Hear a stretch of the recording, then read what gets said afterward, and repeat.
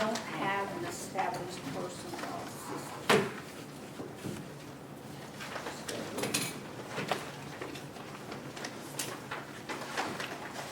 This is what we're currently paying, and the position that fit on the pay scale, or where it fits on the pay scale, or the one closest to it. So for the personnel system, classification, description, and interview process, because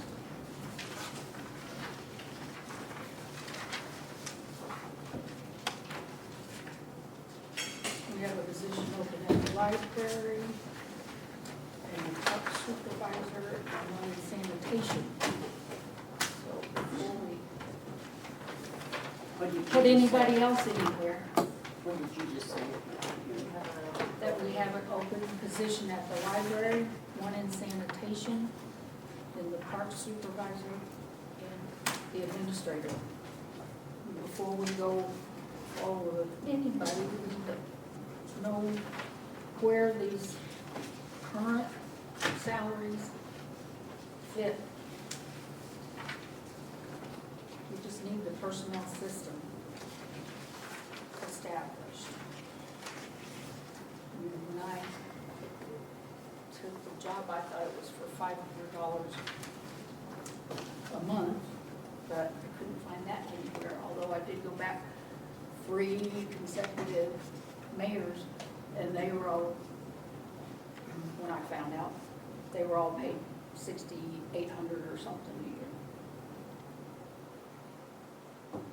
So, And you remember I told you, no, Donnie was only making 5 when we went back and looked, and he was Yeah. making, it was closer to 6, yeah, and it went back further than him.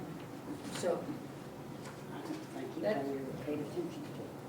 well, like I said, I can't find it where it was established at all, so. But there was. But you took it back to 5, right? Yes. I read that somewhere where it was 100 for alderman and 500 for mayor. Right. That's what I always thought it was. But that's it.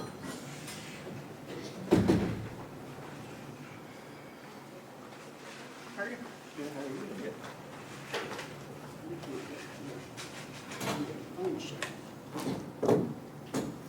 I love the new truck tires. Good. They got those new little dimple things all over them. We're not talking about any specific person. It's like a new pair of shoes. He's Actions or anything. This is strictly the classifications, yes. Because some of them fit, but all of them are highlighted in yellow, don't. And this is the tier system you've been working on, trying to figure out how. This is just what's current. How, what's And current. the yellow is what? Yellow is the nearest Oh. on the scale. According to the pay scale, accurate? Yes. Oh, okay. So let's just use the first one, the 22. Closest thing to 22 is 2212. So this means you're wanting to adjust them to make it current to this? Well, no, I'm not even asking anything. We just need to get it established. How's it going to be? Is it going to be this? Or is it going to be what's here, which traditionally looks more like it's in 50-cent increments, you know, and traditionally after the 90 days, people automatically got a 50% raise, but, you know, that's not, there's, To me, this I one could makes not more find- sense. I could not find, this was done in October of 2019 to establish a personnel system. But Well, I haven't found anything since I then. think this pay scale, because I know the council never did approve it in that January, was that 24? So, For the 20, yeah, the 20, 24, yeah, yeah. but So that's, that's one thing, because Yeah. to me, this thing is hard to figure out what. yeah, because it class starts out 55 cents, but it doesn't continue that way. And the bottom part of this is the percentage, and that's not the same percentage across either. I mean, and soon enough, it's gonna be null and void because, I mean, if you start at an NV one, that's gonna be below minimum wage. But it's just municipalities are exempt from Yeah, minimum for that. wage. They don't have to do that, which you're not gonna get people to work for you whenever they can go to McDonald's. But, I think they should be an easier tier. This, I guess, establishes that, because if you're talking about these are tiers and that's level, or these are levels and those are tiers, that you would stay at the same tier for 20 years? I mean, That's what I'm saying. well, I'm presenting this because this is what we've got to work with, but it is not an approved personnel system with positions and classifications, so. Do you have an idea of what other than this? Just I got don't- this finished No, today. no, That's what I was just asking.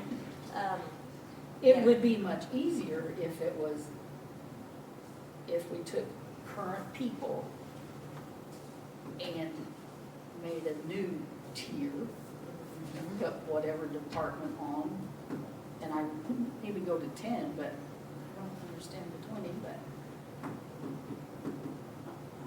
Because you have to think, some departments you have to be certified and stuff. And you have to have certain So I think credentials, each right? department, and then I think there ought to be a captain after, but I think each department with the classification, because there's some that every one of them has to be certified. Some you don't have to have no certifications. You have to have license and, so there is factors in But I agree with Sherry, I don't think 20 years, I mean, that. No. and why do you have, why? See, Well, I don't- guess it would make sense, let's, try, okay, I'm gonna pick on the police department, because that's, we've got the most people. But let's say that the police department is MV05, okay? Because they're, well, I guess they're using this to a certain extent, the 2050 for a full-time police officer. That is what I know the last two have started at anyway. But then they go up in 50-cent increments. If you look at the bottom of the first page, that's two examples right there. The one started out at 2050, or if you look at the bottom, full-time now, that person started at 2050, and then after the 90 days, went up to 21. Now, the one right above that person is at 2050 right now, but the end of the 90 days, that person will go up to 20, that position will go up to 21. So, And there's not no 21 over here, there's a 2101, correct. and there's a 2025 It's all a percentage increase instead of a cent. to start out with. Well, it's not even percentage. Right. I think it was 55 cents up to something.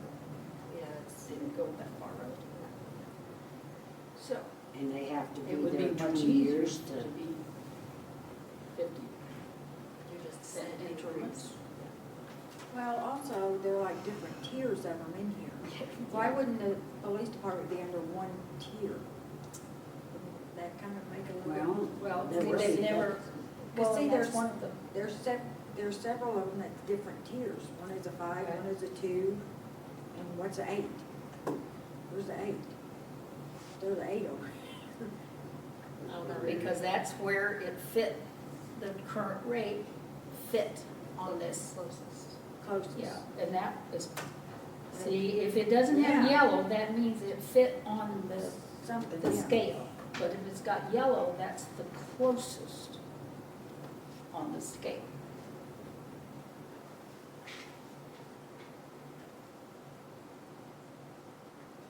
and then If you stay on that tier 5, and the very top one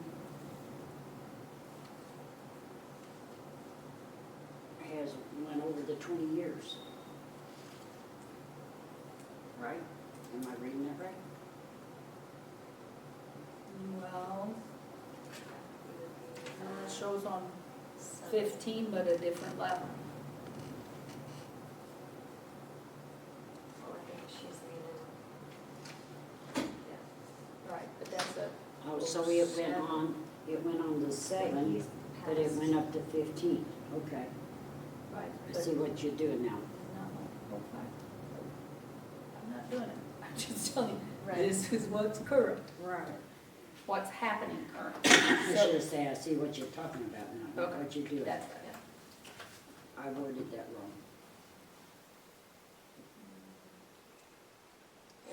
In the handbook, aren't we doing did we work on part of that where we were saying 50-cent raises or, for after the 90 days, and then like after specific, like if somebody gets their CDL or if somebody gets a new license, didn't we discuss that? I don't Let's know go if we back did. to my notes, I don't think we got that No. far on the classifications. But it does have on page 4 of the current book, it does. Yeah, but we was Establish also the too, we policies. was looking for the book that the operation manual for what their job description is and all that stuff too. And we was gonna look at that and see, according to like if they need a license or a certification off that manual. Did you ever find it? I don't know what manual that you're talking. The job description. That was a book. We don't have it. We've got, Judy told me there used to be one, and I've looked and looked, and I can't find it. we've accumulated several folders of job descriptions, but not any, Detailed information like this. no. And not any, some of them were typed up, but they didn't have any tie to this at all. No paid tie at all. They're just descriptions that are copied from another city, looks I'm like. gonna be honest with you, when, it comes to giving raises, I'm totally against percentage raises. And the reason why the people that's making the most gets the biggest raises and the guy that's down at the low level, then his raise is not gonna be near as much as that one that's, Yeah, because what was done in January 24 went like from 37 cents or 57 cents to over $4, Right. so Yeah. and see, I don't think that's fair to, that, because some of them lower scale, as they wanna call them, I don't call them lower scale, I think every department is necessary, very necessary. Well, I think it also should be based off their evaluation too. They should have an evaluation done, and then what their work ethic was for that 12 months. Well, I Because would agree you with give Sherry. somebody a 50-cent raise that did not perform their job like they're supposed to? No. Right. But I agree with Sherry, I think we need to draw up some kind of plan to have, each department have its own, because of the classification and all of that. Well, each department's different, Right. Have a base so they pay should and have then different tiers. Pardon? Have a base pay started Yes, and then increase it from there. and each department. Yeah, yeah, I don't like this. Could we have the supervisors make us out a job description for each one of their employees? That's what we need from each department. Yes. Well, they would kind of know about what their workers' job duties would be. I think she just put it in. She did. I just really put it wrong. So each department supervisor, job description. Because they would know what they need to do and what they expected out of them. And I'm thinking that we might go through that Terry, go through the collection of job descriptions that we've got, and maybe furnish those to the department heads and Kind of See what they come up idea. with? Okay. So We gotta each have- department, job descriptions, Right. okay? That way we know exactly, and then job descriptions we need, if they have to have certifications and all that, And then we can, Okay. I do want to ask about, okay. The sanitation just came open and he desperately needs to fill that spot right away, but I see that that's 1655, so it is on the current scale. on what level? One.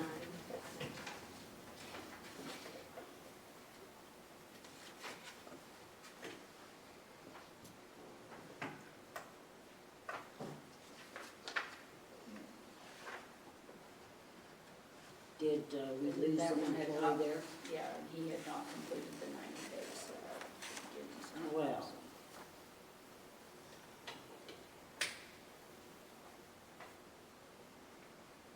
But he did have a CDL, so I guess that's why it was a 1655 instead of the 16.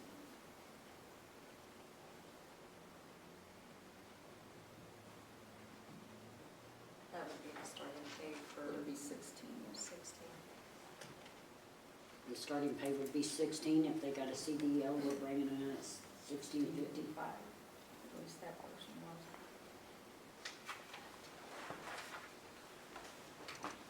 And then that library resource sharing clerk.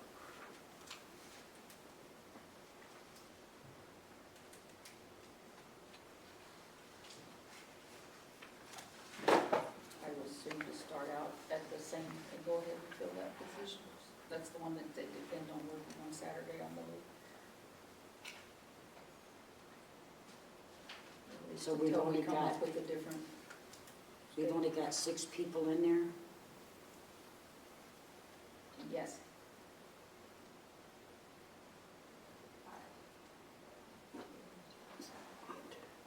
Oh, fine. Oh, the open one, that Six. would make 6. Yeah. And that's 1, 2.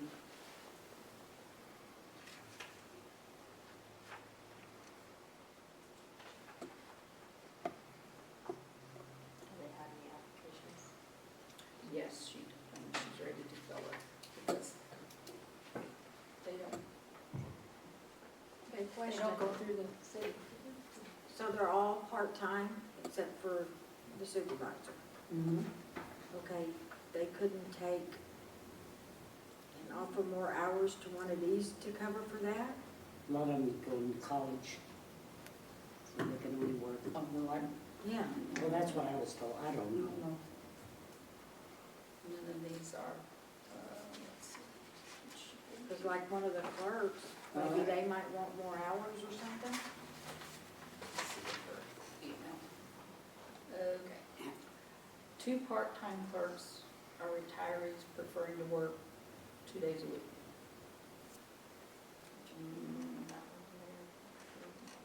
Children's Library, the state certified catalog.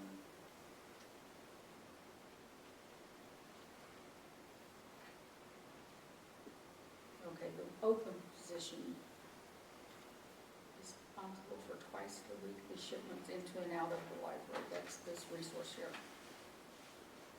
When working most Saturdays. Why don't they go through the city? Traditionally, the board has done it. The city didn't hire the librarian that we had. It was just confirmed by the council. Oh, my gosh.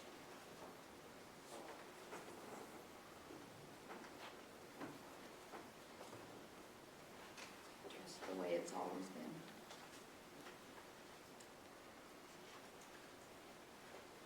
So you want to put a hold on that one until,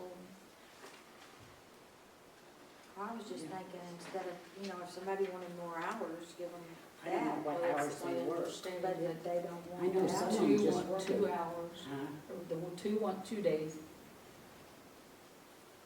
The children's librarian, I don't know how many hours she works.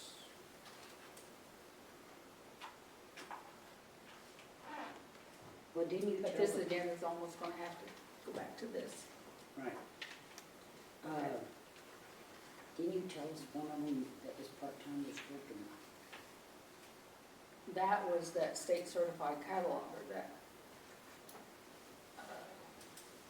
being part-time, he was working, that person was working like 35 hours. I assume not just doing cataloging, but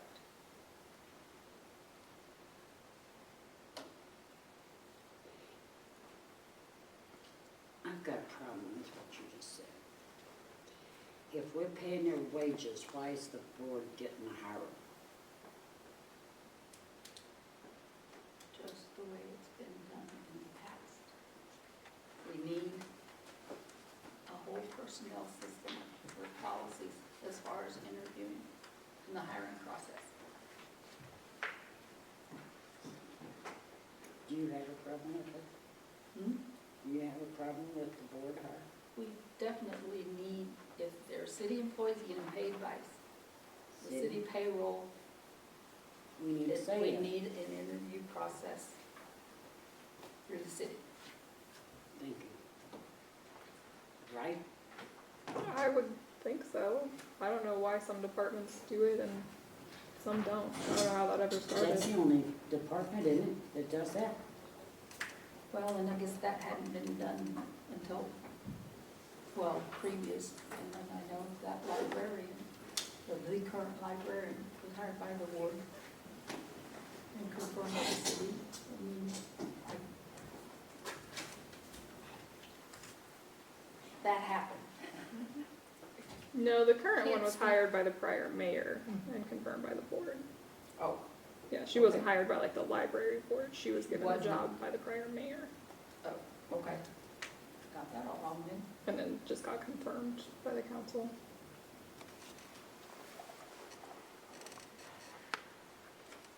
It was the whole thing. So then, as the supervisor, she would be authorized to hire whoever she wanted then as a part-time person. Correct? She can.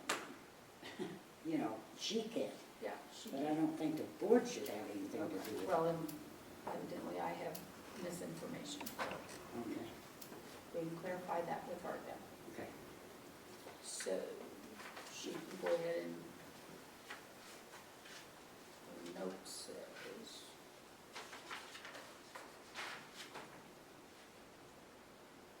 we have an applicant who will work on Saturdays.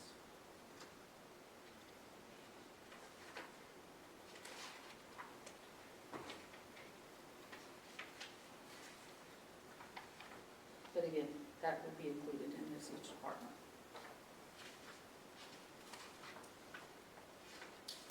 Well, I just think it'd be good that the council knows what everybody's supposed to be doing, you know. Well, that's why the council It would needs be to nice if you establish knew. this policy. Right. It would be nice to know that you knew what they were supposed to be doing. Very much so. So, any further action on this other than ask each department supervisor? Other than, I would like to establish the interview process for the upcoming position that's open under admin for the city administrator. Yes, We need an interview process. yes. So, Has the time run out on that, hasn't it? not till the 18th. Or could we go over some of the applications in closed door tonight? And I wouldn't think until after it's closed, but. Is that an option? Well, we have to be next Sunday. meeting Wednesday, so Thursday, Friday, when is the 18th? next Wednesday. Next Wednesday? I guess we could have a meeting Wednesday night because we need to.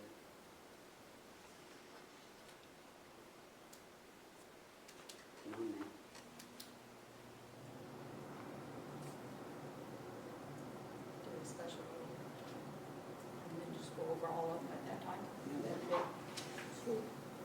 special meeting on the 18th then? At what time? Either 5 or 6, whatever is best for you guys. 5 or 6. I'm fine with that, Calvin. The 18th? Yeah, 5 or 6, what time would be best for you? That was too far ahead. Either one. I'd rather do 5 than 6. I agree with that. And do we need to come out into an open meeting and then go closed, or just have it a closed meeting altogether? You can post it as a closed only, and do only closed, just as long as that's all that you're doing.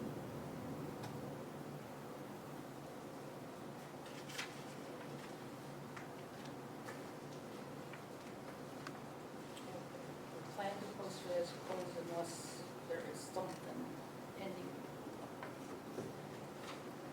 time-wise that you have to address, then we'll have open and close. Double check. Are you planning to like do interviews that same night and like hire somebody, or just do applications? Just go We'll just have time to go over applicants and then pick out what we want, interview some of them, and just do the elimination process. Just the actual hiring announcement has to, will obviously be an open, but Right. as long as you're just looking at resumes and stuff. Because we and either doing pull them interviews. in and interview them and close, right? Right. Yes, there are several to go through, Right. yes. Can I email them the applications before the meeting, if I send it just to all 4 of them, so they can look at them before the closed meeting? I don't think so. With Can't have those Kind of like a applications. packet? the applications, Yeah. they're not really supposed to individually have applications. Okay. There's just quite a few, so. Yeah. Well, that's why we start at 5, and if we don't get through them all, we'll call another.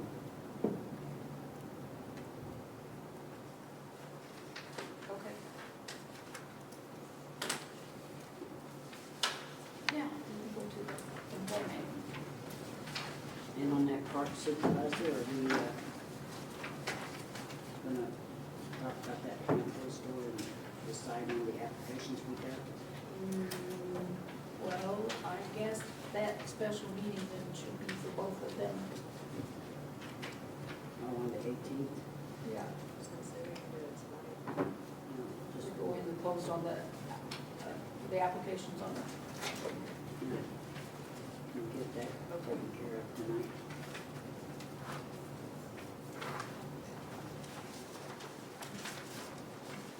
Is that all on that?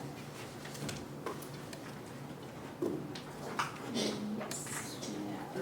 They put that down that way. Are we gonna wait on the job descriptions before we come up with a pay scale? That's up to you guys. Yeah, let's get everybody's job descriptions turned in. The only thing being, if you wanna make it in a 50-cent increment, we could go ahead and work on one of those. If that's what, we can do that as a consensus, because you're not gonna set it yet, so. Right, yeah, I think we need to work on a cent increase instead of 8%. Percent increase. 10 levels, 10 tier, 10. Is this a tier? Or is this a tier? That's the tier, and that's the level, Mhm.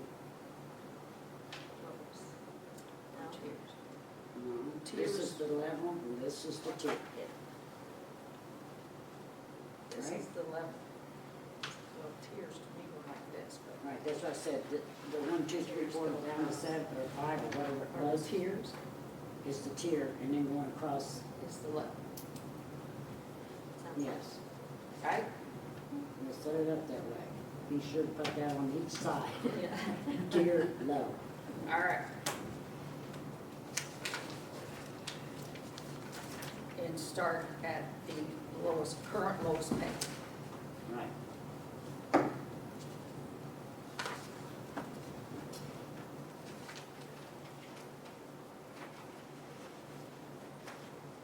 Okay.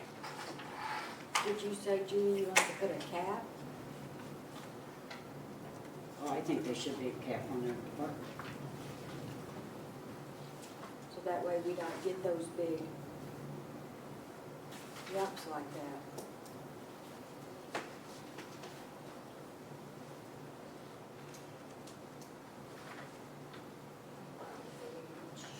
Either 18 or 19.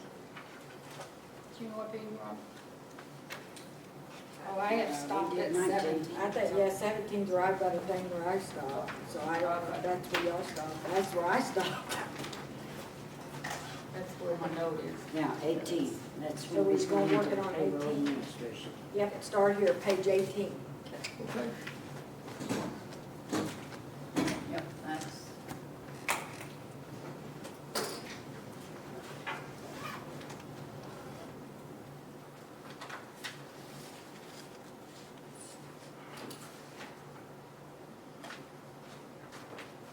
This is Public Works Department, wouldn't that be all departments? Yep. I think that's. That would be the public works, yeah.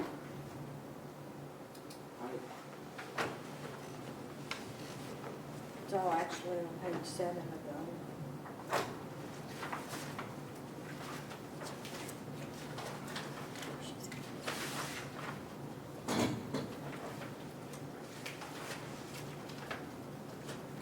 I'm not really on that. If you're going by the work hours and stuff like that. Stetson, Yes, ma'am. can you, because I think that they're getting paid different than what it says on page 7, but I'm not sure. The police department, paid straight time for first 40 hours. After 40, they receive compensatory straight time, and after 43, compensatory time is at time and a half. Yeah, so it's been both ways. I don't know currently which way it's being done. When I first started, it was 43, you get paid 43 hours of straight time, what we call straight time, just a regular rate. Then after 43 hours, you would get paid time and a half. I believe that we had stopped that and we would just get, I think right now we're just getting paid 40 hours and then anything after 40 hours is just time and a half of comp time. I think they did away with that 3 hours of extra pay, I think. I'm pretty sure. They had to just do that in the last couple of years. I think in the last 2023, somewhere around in there. I think just to save that extra $3 an hour, or that 3 hours you get paid out. So you don't get overtime, you just get comp time. Yeah. Okay, so 40 hours then comp time is what we need to confirm. I'm pretty sure that's the way it is right now. What page did you say that was on, Jennifer? 7 7? in the original, yeah. Okay.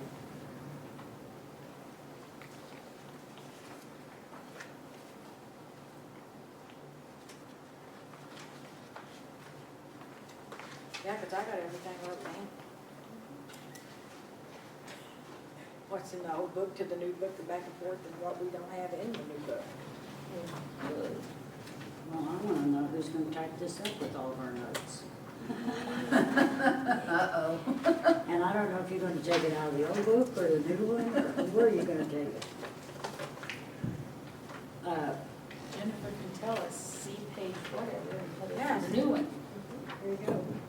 Here's a copy of it. Good luck on that. Here, Gavin, you want a copy too? No. I've got the That's original. okay. Yeah, I've got it here, and I'm looking at page 7. Uh-huh. Yeah? Well, my copy Yeah, that I these are, got, Right here. these are everything that's not in the old book, that's in the new book. I've got, So if the public you're up works, to page 13 of the current. Pardon? this Here. is smart. do they Yeah, actually this is start the at new 8 or are We're on there 18, departments she that says start on there. before then? As far as I know, no one starts before 8 o'clock, So like with at 8 to 4. the 10-hour days, they would work and Oh, leave yeah, okay. instead of earlier. Yeah. That's my understanding. We're on 18. And then 7. if I this, thought If we we're working mentioned 10 that hours a was day. let them do This that. See, this has no page. I just was checking if they're doing It's, that. just Then I don't, anyway, we'll talk about that. starts with Uh, 1,200. On the police department, now that we're picking on them, is it going to? Let's finish with the first line though. Okay. Let's go, guys, let's go to the first line on page 18. So it's 8 to 4:30, and then Okay. Got it? City Hall doesn't open until 9. Correct. So employees are here. That's the way it is now. They go out in the box and get the deposit. Do all their normal stuff before we open. The one bad thing about that is we're closing at 4:30, but we're open till 4:30, so it's a scramble sometime for them to get those girls. I've observed that this past year. It's because they used to never balance anything until the next morning, but I think they're balancing in the evening now, aren't they? No, I think they're, If they go back to the morning one? yeah, they're doing, I think they might do some of it the evening, but they're usually And, finishing up in the morning.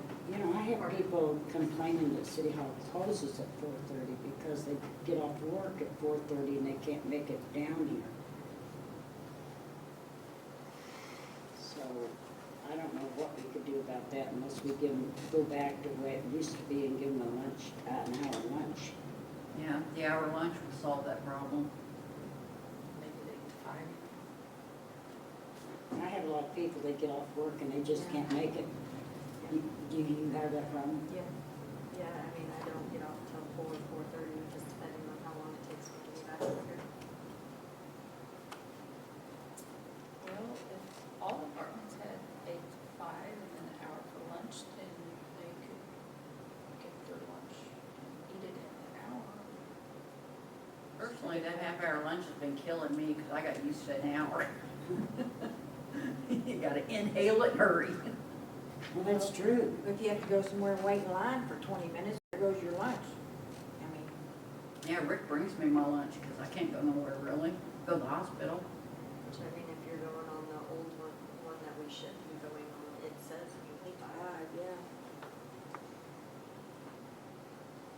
So that never got changed. Yeah. Because it's never been. And that would give the girls time to maybe balance more out. So okay, if we go back into public works, I guess that means everybody that's outside of City Hall. Yeah, Yeah. that would be my assumption. Yes. All Okay, departments. so then we want to leave that first line as it is? Right. Okay, now the second line? What See, did you change on that? on the You old want the book, it public says works from, working 8 to 5 also? I don't guess so. Public Works, 8 to 4:30 with a half an hour lunch, or they go 8 to 5 with an hour? Or would they prefer to have an hour lunch, or would they prefer to have a 30-minute? Because they're in the same boat as everybody else. You've got 30 minutes to go grab something. 6, 8, or 10 different answers, I don't know. I mean, me personally, they're already out and about. You know what I mean? So that 30 minutes isn't gonna be as big of a deal for the ones that are working in City Hall. That's true.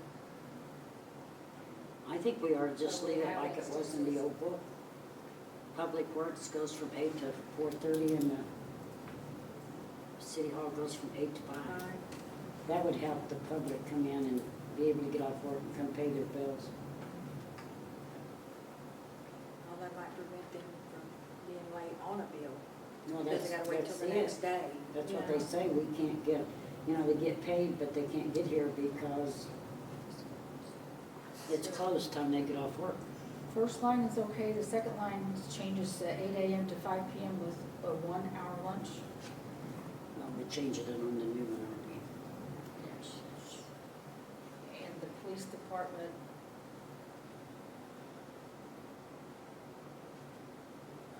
Okay, the schedule established by the chief, and they shall be paid straight time. 40 hours. So is that after 40 hours they shall receive that compensatory straight? So you getting paid 43 hours at straight by according to what this is saying. Oh, well, I'm pretty sure right now, I think we're getting paid 40, and then everything after 40 is time and a half. So Yeah. we're saving that You're saving that three three hours. hours of straight time that you was getting paid. So, I guess in the old book, erase that. Well, we didn't even make all of our changes on the. Yeah, but I mean, Because it's so in in the the old book, system to yeah. work on. It's not wrote in there, but. It's not in there at all in the new book. I think Yeah, that but that's what I'm 43, I think that 43 we had there for a while to help save on the comp time buildup, because a lot of times it's an hour or two here and there. Because if you catch a late report or whatever, you gotta stay and finish it, and so that 3 hours would kind of keep your comp time down a bit. I think that's why they have it there. Was it Jamie that changed it, or was just it I'm overtime? not, I think it might have just been like a pay, like a thing based on pay rate, I think, I'm not sure. So we wanna put So it in there. the schedule would be established by the chief, that first line is good. And then the wording for the 40 hours, then comp at time and a half. After 40 hours. After 40. I mean, I think the way you described it, 43 hours probably isn't a bad thing.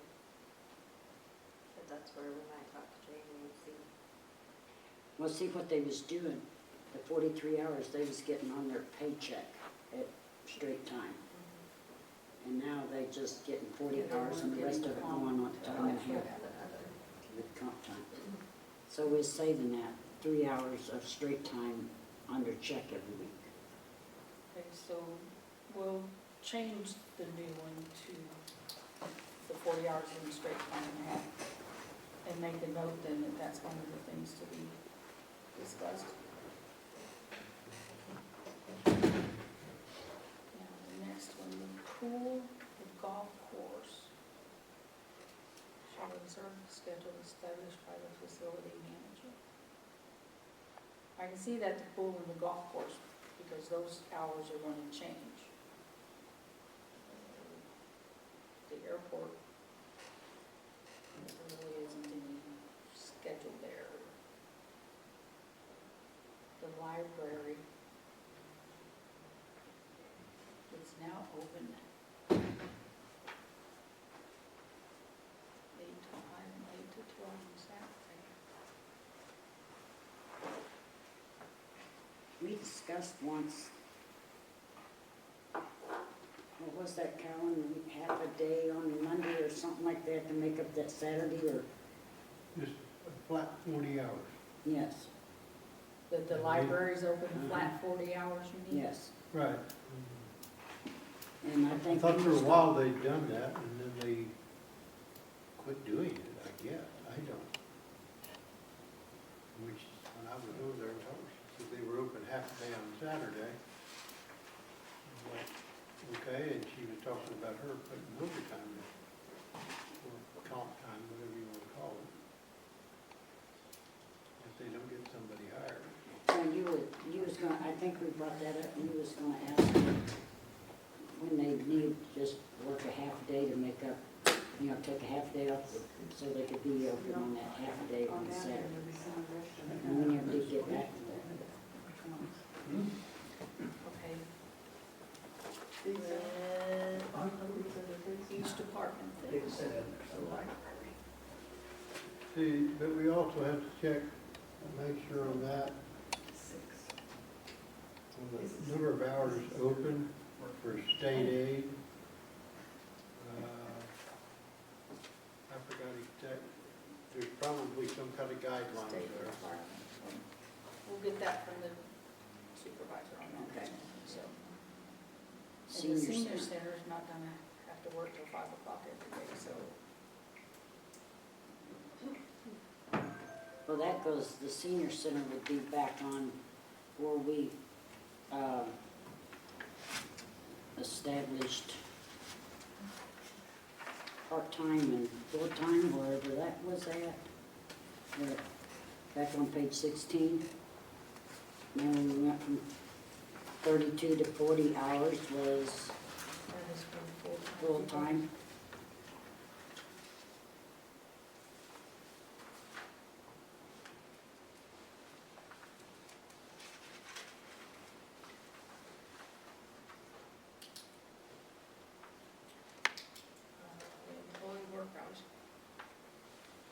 pool and golf course will be established whether they're part-time or full-time.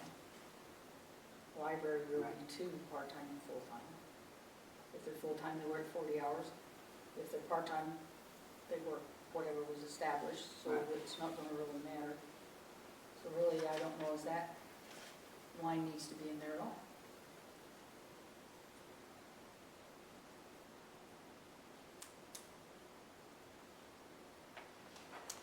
You definitely would have, you need the mayor in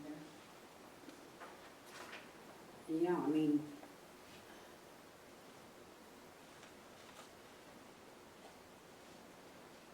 The airport Well, doesn't the- have the hours, open- senior center, I mean, what hours is it open? they start, I don't know what time they girls get to work. Lena's here. What time does the center open down there? 7:30. 7:30? They come in. And then they close after lunch. They close, they get out of there 1:30, 2:30, 3:30? I think they close at 3, but I think maybe Kathy's still there till 3:30 or something. Yeah, because we have two full-time people that live there, so. Yeah, 3, yeah. Okay, so if the pool, golf course, library, senior center, the schedule established by the facility manager, that should cover all of them. The Right. airport doesn't have any established hours, so I would say it could be marked out. Right. And the sentence ends after manager.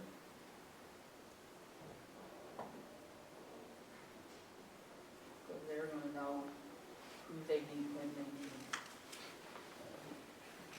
And the starting time, that 7 minutes is less than the quarter of an hour. Or 8 of an hour, I guess. And right now payroll does run Thursday through Wednesday.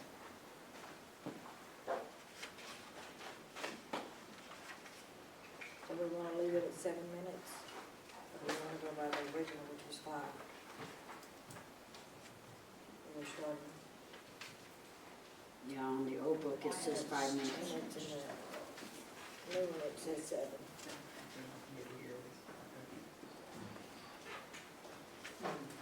The way that time and attendance works, if you're 7 minutes from starting time, it clocks you in at 8 o'clock.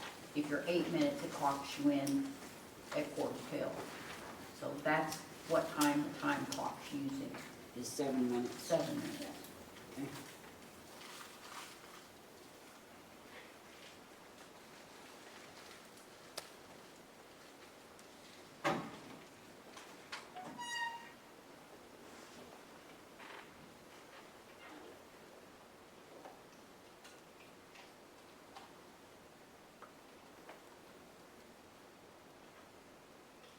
On that time reporting. I know there's a lot of problems. And people just clock in and clock out and then don't put any reason for the absence, so. Isn't that up to the supervisor to go in there and put that, reason that person? And that It help? probably should be. Yeah. When they're doing payroll, you have to call a lot of supervisors because that's not being done. Well, see, that should be the responsibility of the supervisor, that when somebody clocks in late, that they go to that and put him twice late. Or that he was late. They have access to it, Yes. and they have to submit the That's time. what It it in. says is. must be approved by the employee supervisor, so supervisors are the ones that should put that in there, I would think, if they approve it. Right. Or if he forgot to clock in, they was on a job and he forgot to clock in, the supervisor ought to put that note in there.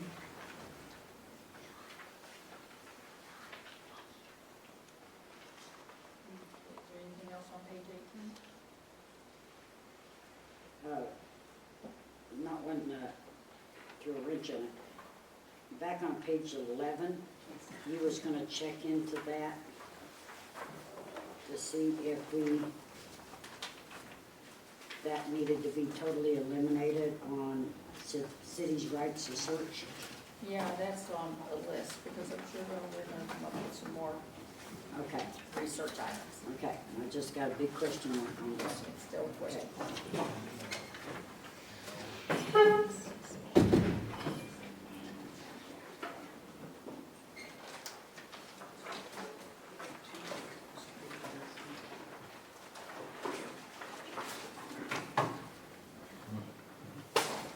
You don't have anything in here either about requiring the employees to take a lunch.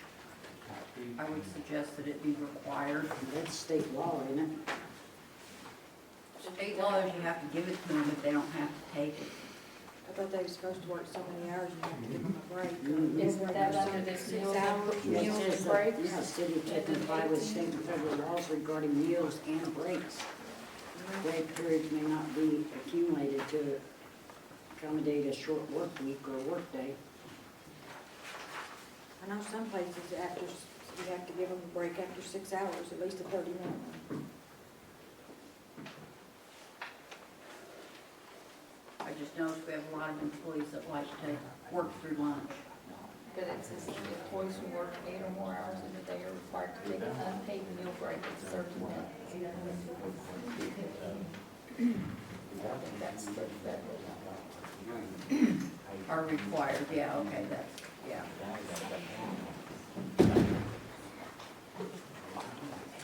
I know law enforcement is exempt. Hmm? I know law enforcement's exempted on that. Emergency But that's services. state law. Yeah. Yeah, you can't say, oh, just quit killing each other while I eat lunch. Right. Scheduling the use of comp time will be done with prior approval from the supervisor. And that needs to be added in there, exception, Where are you? right above holiday, the line right before. Gee, I was still up before Oh, overtime. I'm sorry. Okay. Overtime's okay? Now we're in comp time? Yes. Okay. Uh, We're on compensatory overtime. Down at the scheduling used by comp time should be done with prior approval from the supervisor, and that's exception at the golf course. Because, you know, it's saying 80 hours up here. But theirs gets straight time, all the comp time is straight time. Golf course.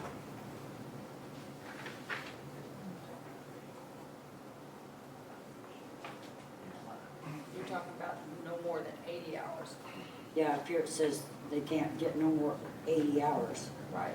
But then the exception of that is the golf course because they get paid straight time and they, No one accumulates comp time except the full-time person. right, And it was approved for him to accumulate that, so. right. But that's not with the scheduling, you're talking about back up under the, Right, that's what I meant back, I okay. got it wrote down there, but it's back up to, it needs to be exception at the golf course.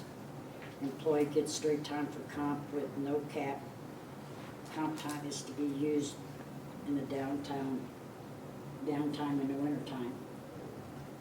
Okay, you've got that all written out for me. Mhm. Okay, I'm just gonna put a big star right there.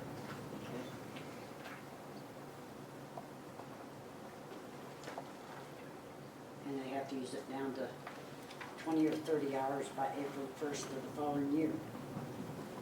Okay. Because they have a lot of downtime in the wintertime with snow and ice. Judy, note. Okay, Okay? let's keep going. We did have the holiday schedule approved already. Yeah, this is the new one. Yeah.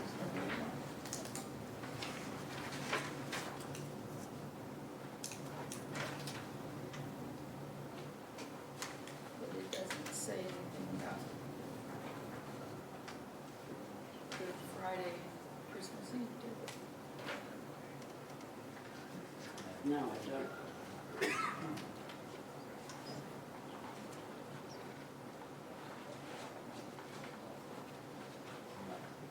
Yeah, it does. The third one down is Good Friday. But it don't say nothing about Christmas Eve, half day on Christmas Eve. Oh, this, okay, this is from even prior to this. Yeah. So this is the new holiday schedule that was approved in March. This is January 1, third Monday, because see, this didn't even have Martin Luther King Day on it. So there's 12 with the two half days. It's January the 1st, third Monday in January, third Monday in February, last Monday in May, June 19th, July the 4th, first Monday in September, November the 11th, fourth Tuesday in November, Friday after Thanksgiving, December the 25th, then close at noon on Good Friday and Christmas Eve. That's what was approved in March. Changes. And this coincided with the state of Missouri. They have more than this. They have Truman Day and something else. Oh, they also have Columbus Day. But this is more than the required federal holiday.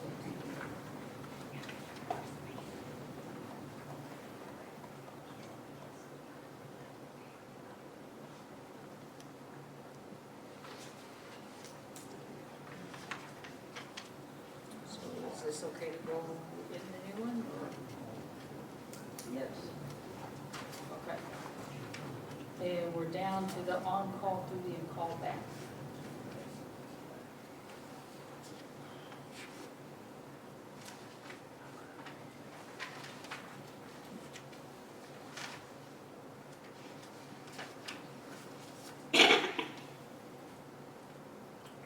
Right now, each department employee takes a turn being on call every week, and they get an additional 8 hours comp time.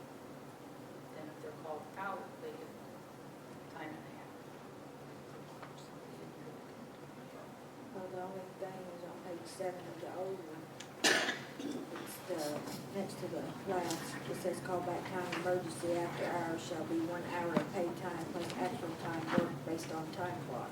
It's the only thing that is even, Remotely and yeah, What page is that on? page 7 of the old.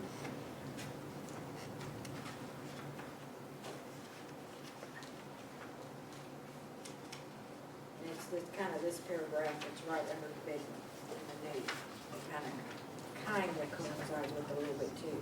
I know that 911 has that on-call list. It's not only used for emergencies.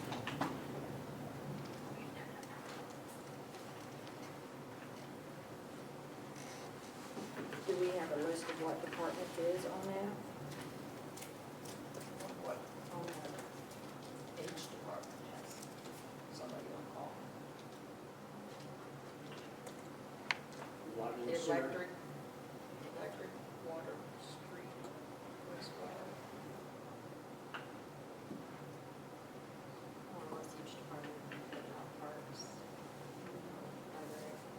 No, what I call public works stuff. There's 4 of them. Electric, Electric, water and sewer, and wastewater. streets, and sanitation, I guess. Sanitation on that list? Yeah. I don't think sanitation is. Streets, Before then. electric, water, and wastewater. Remember right? What was it? Wastewater, water, streets, and electric.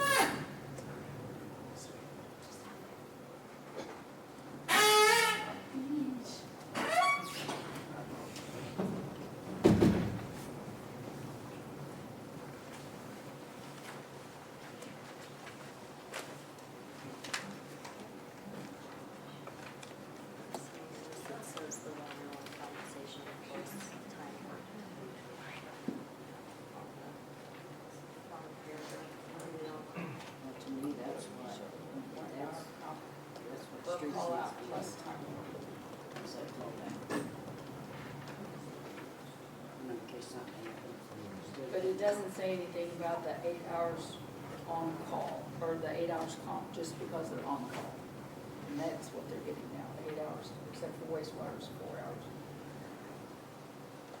So we get paid to just be on call. Right. Yes, sir. If that started before everybody's got their cell phone, so they don't have to stay at home.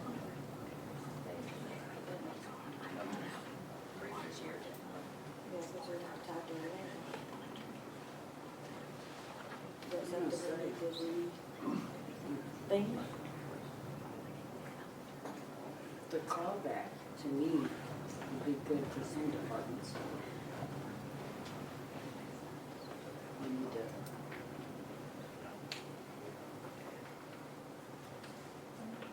like the streets, if they get called in, because then they get called back to. Which would be the hour plus the time one. That makes more sense, 8 hours a day. Well, they're getting this plus the 8 hours off. Now.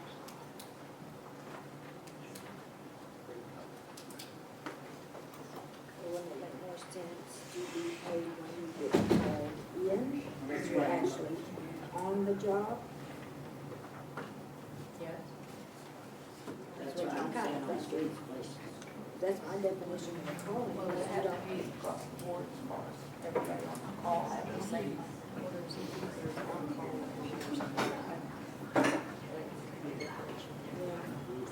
call would be water, sewer, electric. But they would be paid, got called out. They wouldn't get paid until they got called. They're still getting the on-call pay. And then, but the call-in would be the time and then plus the time. Because didn't we talk about that one? I think that was at the beginning of this. Right, but I thought it was still eliminated, the on-call. Oh, okay. All right, so we're gonna start here.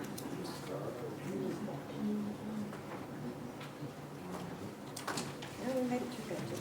Could we make a work, schedule a work session just for this before a meeting? That way we can just go through this and get this done. We gotta discuss it. I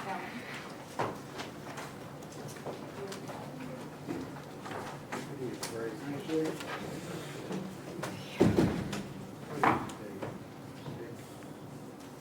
Well, you guys can. Right, we'll have a meeting, we'll have a meeting on the 18th. I just think we need a whole session on getting this and getting it done and. Yeah, because the hour of the time is, we're not getting very far. Right. 2 years getting it done. Well, if we're getting 2 pages an hour, it's gonna take half an hour. Yeah, that's what I meant, spend the time on this, wrap it on up. Okay. You guys choose.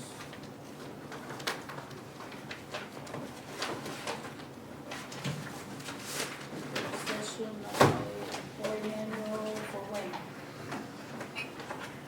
We've got one on the 18th, did we say?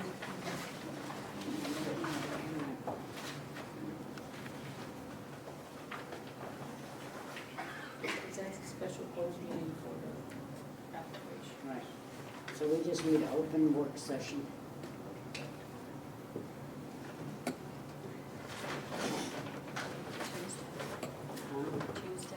Tuesday. Tuesday'd be fine.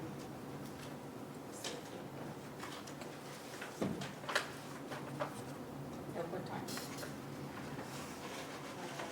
You're supposed to do it all at the same time. Let's go at 5, and that way we can just work on it and finish that. Tuesday the 17th at 5? Mm-hmm. And we're gonna turn around and come in again on the 18th, Do what? and then come back in again on the 18th. To do the,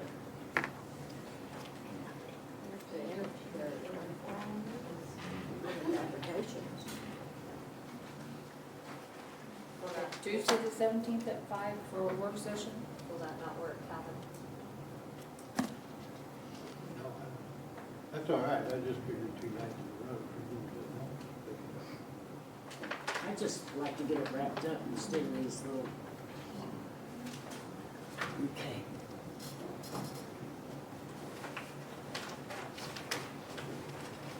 Okay.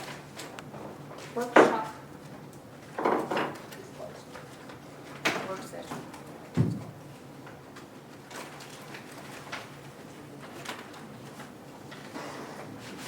We will take a quick 5-minute break. I apologize to all of you that we are. Okay. Call this meeting to order. Please rise. Heavenly Father, we thank you for your mercy and grace and ask for your guidance. In your Son, Jesus Christ's name, amen. Please join in the Pledge of Allegiance. I pledge allegiance to the flag of the United States of America and to the republic for which it stands, one nation, under God, indivisible, with liberty and justice for all. We need a roll call to establish a quorum. Coulter, Here. Wallander, Here. Harry, Here, McAdams. Here. Before the approval of the agenda, I want to add the fence at the pool. That's number 6 6. in the old business.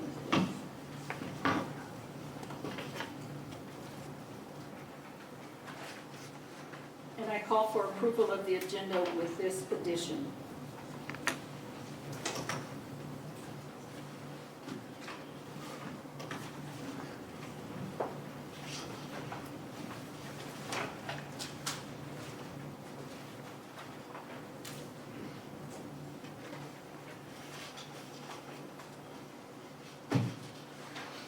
I'll make that motion. Is there a second?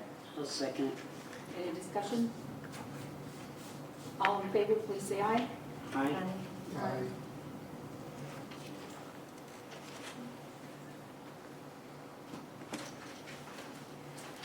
Okay, the first order under old business is our bill number 1428 to establish the code of ethics.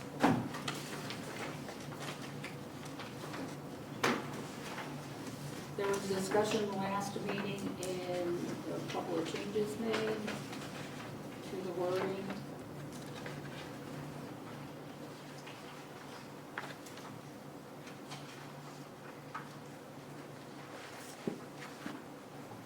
Listing, 2 of them I know were listing the mayor separate from the city council.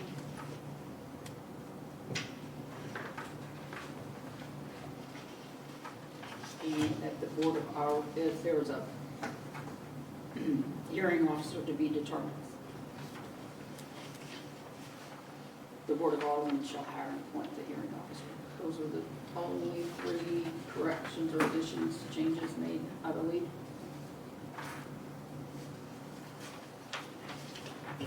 So if you will, Terry, did you make copies of this, or is this to be Yes, read? there's copies on the. Okay.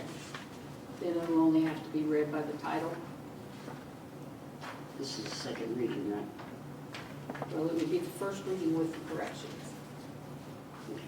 Did you do a first reading and then do the corrections, and now you're doing the second reading? Because it's so you can just do it once. Okay. Although I don't think that was reflected that way in the minutes. It just depends on if you went ahead and voted on the first reading and it passed on the first reading last time, and then you made the changes. Terry, will you check the notes from last time to determine if there was a vote on that? Oh, we already did that. There wasn't a vote. Yeah, there was no Okay. vote. So she Then needs it's just to the read. first reading, yeah. First reading, okay, first reading, but by title. An ordinance amending the city code for the city of Mount View, Missouri by adding section 24.300, establishing a code of ethics for the Board of Aldermen, the city of Mount View, Missouri, in order to govern the conduct of the council members and other officials. Whereas it is the responsibility of the Just city of the Mount title, you don't have to read the whole Oh, thing that you provided. Okay.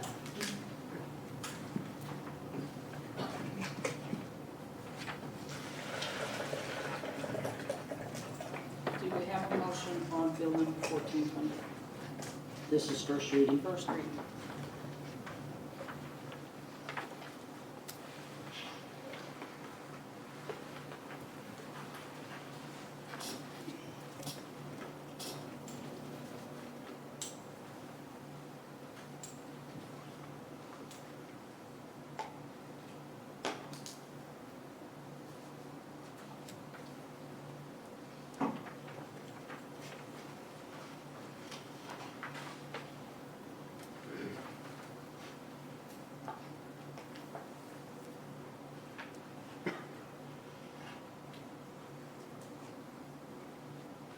We have no motion, is the bill dead?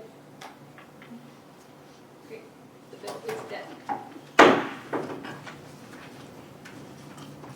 Okay, second item is parking on Oak Street.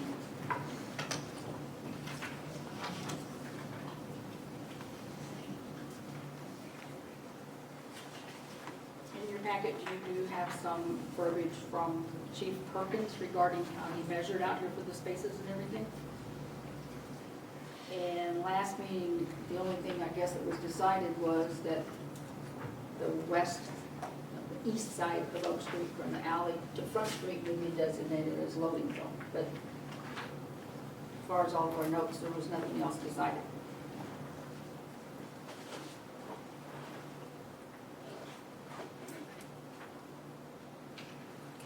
Is there anyone in the audience to speak to the Oak Street parking? I know I have talked to Ron's restaurant, he has. Turn your mic on. It's supposed to, it is on, okay. Okay, I just. I know that Ron asked if the parallel parking could remain in front of his business, and I did talk to the Angel Garden, and she agreed that the angle was better over here because it's too much to get through there. So you're saying we want parallel parking on the other side, east side, and then angle parking over here? Yes, and I believe that, who was here at the last meeting, had talked about the spaces that were up here. Stetson, do you have anything to add to this? I did speak with Chief regarding it, and we'd done some measurements, and the street would, If you will. the street would allow for the angle and the parallel.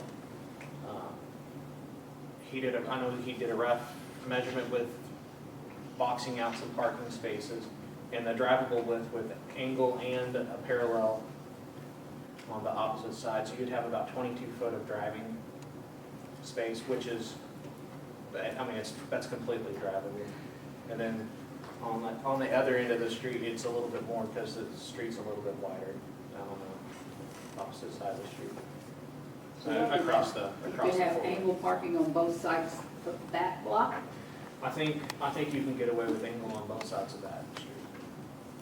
So what are we gonna do about them pulling up on the sidewalk here? That, I don't want to speak the street They department, have but I'm like guessing, barrier I'm things guessing or some something? barriers could The be installed. bumpers. So Aren't they called bumper those rubber stops? bumpers would probably fix that. I think they said they had some, didn't they? Somebody said they had some down there. I don't know. Chief did want me to bring up the fire hydrant Yes. on the that's street. I this. don't know if that's in your notes or not, but It he is, said Yes. if that is made, maybe a permanent thing, some sort of Barrier concrete needs post to be around around that it. hydrant, especially if there's a loading zone down that way. Otherwise, we could come down with the mountain. That- Right down on Right. that corner, the east.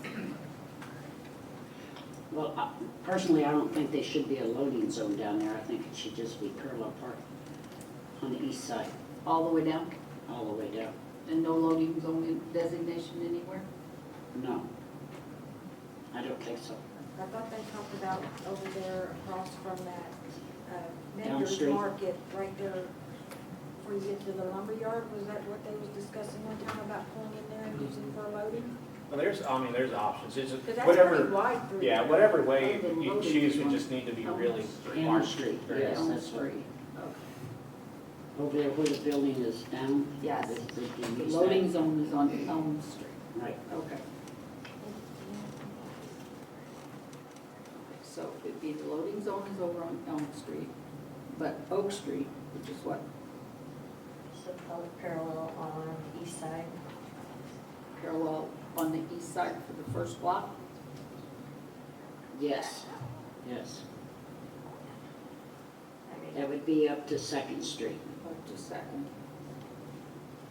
And then, Angle parking with bumpers on the west side, up to Second. yes, And then Second to Third would be angle parking on both both sides. sides.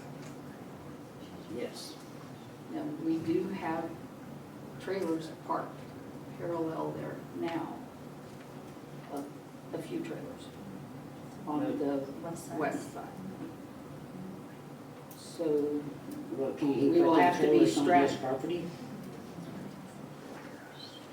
I can't speak for him, I'm just thinking the angle, the street will be angle striped, Right, Second to Third, okay. both east and west. Here's the angle parking both east and west on past Second Street? Yes. That's what I'm, okay. Okay, let me repeat this so that I make sure, because it has to be done in an ordinance. The loading zone will be on Elm from First to the alley. Yes, West side of Elm Street, north of First Street, up to the alley as a loading zone. yes, Okay. Now, Oak Street. Parallel parking east side from First to Second. Angle parking with bumpers, west side, First to Second. East and west side, angle parking, Second to Third. yes. Okay, where the fire hydrant is down there, we need to get With the, the regulations as to how close you can park to it or not park to it. That would be a street parking. okay, we, I think it's 5 foot on each side of it, isn't it? There's gotta be open. Isn't it 5 foot on a fire hydrant on each side? I'm not sure. okay, I'm gonna put 5 on foot there, on each side of the hydrant? include verbiage for the fire hydrant, Barrier, not firefighter. We're gonna do hydrant barrier. It's not a cardinally, because they don't want you around that in case of a fire, and they get the fire truck in there. I thought it was a car length on each side. They have to I stay. don't know. Well, we will find Our out guess about that. officer From don't parking know. next to the hydrant? But that's gonna have to be Yeah, no. included in this with You the can't park a hydrant car barrier. length on each side of Oh, the fire yeah, I hydrant. don't believe that. And we'd have to label it as fire lane, correct? You have to mark it as a fire lane. Yeah. Do Yeah. that? I don't think any of them. Walmart did theirs. Walmart did theirs, I don't think. Okay, we'll find out what has to be done, but we will include a fire hydrant barrier for down on the corner of First and Oak. Okay, we need a motion to this effect. Please. I'll make a motion. I'll second. We have a motion and a second. Is there any further discussion on the Oak Street parking? Let's have a roll. Do we want to put up, do you want to use what we have? In other words, if we have concrete, I heard somebody say rubber, but if we have concrete stock, we want to use them, and what's going to be the cost for the rubber versus the concrete, or vice versa? We need to find out what the cost is to get it stopped up in front of here is what's important. Yes, Well, Probably we'll use cool. what we have first, I Well, thought they said, yeah, If there, we just need to know what's regardless there. of what it is, yeah. And will then we give will it to We'll them. find out. the difference Okay. between them. Yeah. Make sure we do that.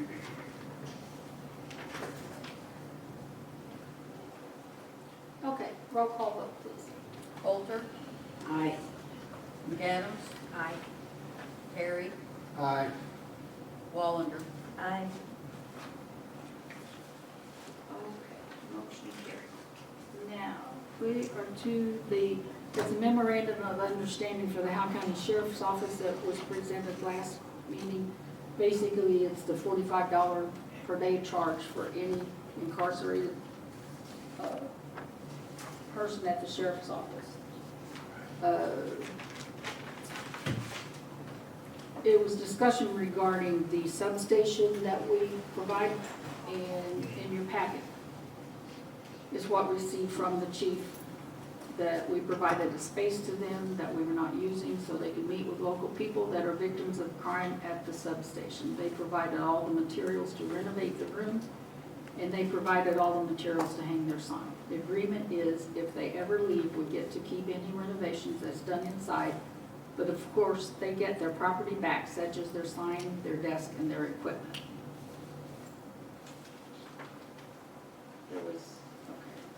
When it was set up, I did bring it before the mayor and the council before they were allowed to move in. There was never no written agreement or MOU established. So, we did pay the bill that we owed the sheriff's office for the past 3 years. But the city of Willow, city of West Plains, the city of Mountain View, all were given that memorandum of understanding for the $45 per day. Did we hear how, because didn't they say that there was a way that they set it up where it wasn't that, supposed to be that difficult? I mean, to take it out. Oh, that would go into the showing court, things we'd have to get that. Because the showing court does pay the city so much money, and so much of what those fines are is to go for this incarceration. We haven't figured that. No, we're not to that point yet. We will.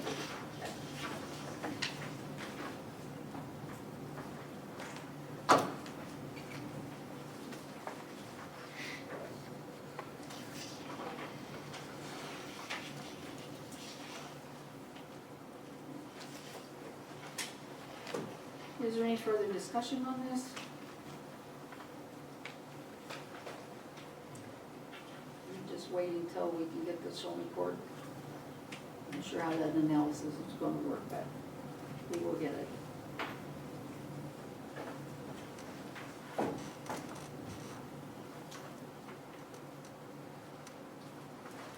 Okay. Next item are the dumpster rates and the purchase request for dumpsters. And our sanitation supervisor, Zach Rebale, is here to address this. He has audited the, what we're calling the trash accounts of the various dumpsters and recycles and stuff, and we have come up with some things that need to be corrected, so hopefully that will all be done by next month. So is that including the apartments that they would be charged double on? That's one of the things, yes. There are two things that Zach has found in this that accord on the ordinance, that there's in here under the dumpster rates, an extra pickup charge shall be $11 per yard. He doesn't know where that came from, and they are not doing that now. So that is our suggestion, that that just be taken out. Another thing that was found, the ordinance says commercial cardboard per cubic yard is $5, which is what the ordinance says, but in the system, it's still showing $4 Where's that at? from we don't know when.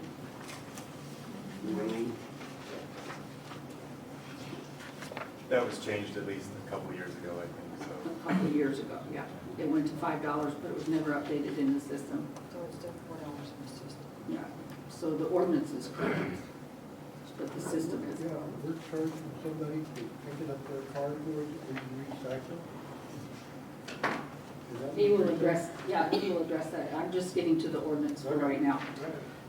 And on number 9 on the ordinance where it says the 2 cubic yard is 7, the lease rate for the 4 cubic yard, it says 10 in the ordinance, but it was changed to 11. some time ago. Yep. So we, in the ordinance, we have found that extra pickup charge doesn't exist. And the $10 on a 9 cubic, or 4 cubic yards should be 11. That's on the ordinance part. Now, if you will, Dumpster purchases, is that? just a second. Okay. Any questions on that part?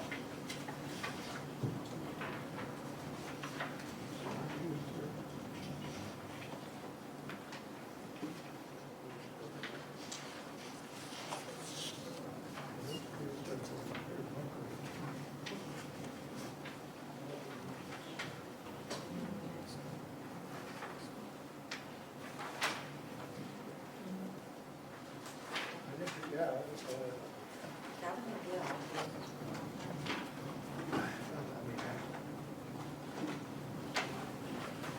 We didn't get the whole ordinance because it was just the dumpster rates that we were talking about tonight. There's 2 pages there of that Okay. ordinance. all right. Started out with 4, because 7's got an asterisk by it, 8, 9, and 10. That all concerns the dumpsters. Is there anything that you want to address on that ordinance that I just talked about? Yeah, no, I think you hashed it all out. Okay. Now, on your dumpster purchase. So our city's in pretty dire need of at least 2 6-yard dumpsters with lids and 1 4-yarder with lids. I've kind of been slowly having them refurbished. There's a place out in West Plains, Newberry Sales, that does it for about half price of buying it from Doug Hall, who we've been getting ours refurbished for years. So it's a pretty reasonable rate, but we need them now because we have outside trash haulers coming in and taking business that we otherwise could be accommodating. So right now I'm out of dumpsters, the bigger 4 and 6-yard dumpsters. And price quotes are all listed. I believe we should have that. Yes, this dumpster purchase request Yep. that you used. Yep. That's in their pack. Okay. Is there a timeline on the refurbished, Refurbished from Doug Hall, it's at least a month. a month out? And our busiest time of the year is usually spring and summer.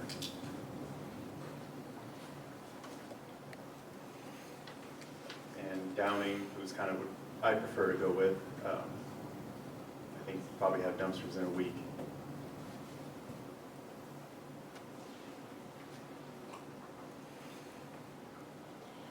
Did you say you was out of the 4 and 6?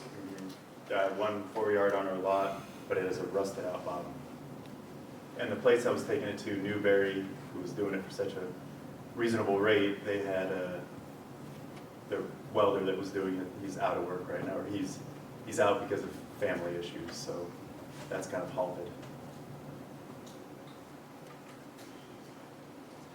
So your request is for the Downing sales and service that you've got here? That's what I prefer to use, but if Doug Hall refurbs would be a little bit cheaper, not extremely cheaper. I mean, $200 less, roughly $250. And then there's the problem of having to wait. And Doug Hall does sell new dumpsters too, but a 2 to 3 week lead time for delivery. And $40 charge each. And Downing charges $200 delivery fee, flat fee. And you're requesting 2, 2 6, 6. Yep. and 1 4? Yep. Can I ask a question? Sure. Okay, the dumpster that you said that's got a hole in it, Uh-huh. is it our dumpster? Yes. Okay, we don't have, nobody knows how to weld a piece of metal or I've- fix it I've spoken- themselves? I've spoken to people around town, Eddie's muffler shop he was going to, but after buying the materials and his hourly rate, which I don't have in front of me, it ended up being more than Newberry Sales was Does doing the it for. city not own a welder that we can repair our own stuff? We still have to buy the raw material, but You'd have to buy the metal, correct, but I mean, if we have a welder and somebody that is capable of welding, why couldn't we fix it ourselves and that would be a lot cheaper? And repair our own. Do you know if we have a welder? 'Cause I know don't. we have a MIG welder, is what you need, but I don't know if we have anyone capable. Well, We don't have nobody that works for the city that can weld. The I don't know.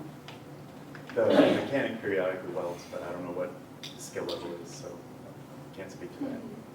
I mean, if you think about it, if we could, I mean, even hiring somebody that could weld would still save us money than having to go to a third party and have somebody to fix it and Well, charge we us have for to have a delivering and department dropping that off. needed an employee and just so happened to weld. I mean, we can't just go hire I know, but I mean, wouldn't it be cheaper than paying a third party and delivery fees and everything? We could get somebody to, I mean, if we're gonna pay somebody to, like in the wintertime when it's downtime, if we have somebody that could weld or repair. It's just a thought. does our mechanic not know how to weld? Well, he does well, but like I said, it's pretty 12 gauge steel, pretty thin, easy to burn holes through. Yeah, it burn, you can burn it. Well, the guy that worked for Mountain View Auto Parts used to do it, and then he quit now. I don't know the gentleman's name, I don't have a clue, but he used to do it. If the city bought all the materials, then he would come in and help. I mean, why not save money and repair our own How stuff? many do you need repaired? Do we have several to be? Well, I have one 6-yarder at Newberry's that they're working on, but like I said, their welder's out of work for a little while. And then I have the 4-yarder back at the shop, and that would be it. There are a few around town that need welding, beyond organic, mostly business dumpsters that Could need. we advertise and request welding service? How much are they charging to repair that? The 6-yard dumpster, it's like 453, I think.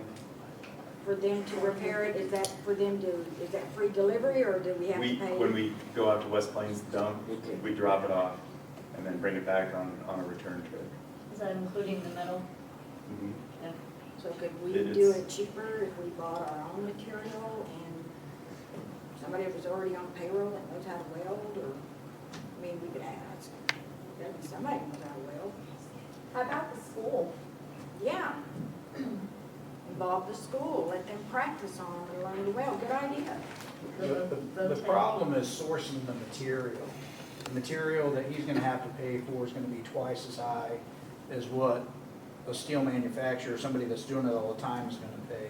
They buy in a bulk rate, so they get a discount, where if you got a guy that's buying a piece here or there, he's gonna pay twice as much. You're gonna be at his mercy at when he can do it.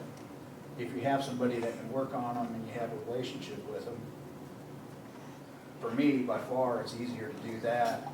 And these guys aren't trying to call somebody who's farming and has calves born, but he can weld, is gonna come weld the stuff. But if we have an employee that can, just saying we did, If we do. I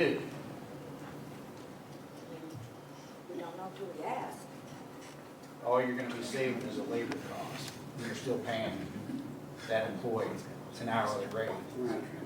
So you're still spending the money, you're just having somebody else do it. And if you don't buy it in bulk, you're really spending money. Yeah, I think 453 is pretty reasonable. I don't know if you're gonna be able to beat that, but since that's kind of stopped for the time being, kind of out of options. What's a new dumpster cost? For a new 6-yard, about 1,446 with lids. And what's do you have a life expectancy on a dumpster? It really varies on what people put in it and how often we dump it. If stuff sits in there at the bottom, it'll rust it out pretty quick. If we dump it every couple days, they tend to last longer. And you need one 4-yard and 2 6-yard, Yes, please. and a total up to about $4,900, close to $5,000. I thought my arithmetic said 3925. Let me crunch the numbers again. You're right. sorry. That's all right. Second person delivery. Yeah, that, and plus the $200 for 200. delivery. Yes, Would that be just for all three, or 200 each? you know, Then that gets it to, what's that? that gets it up to that $4,000. Yeah.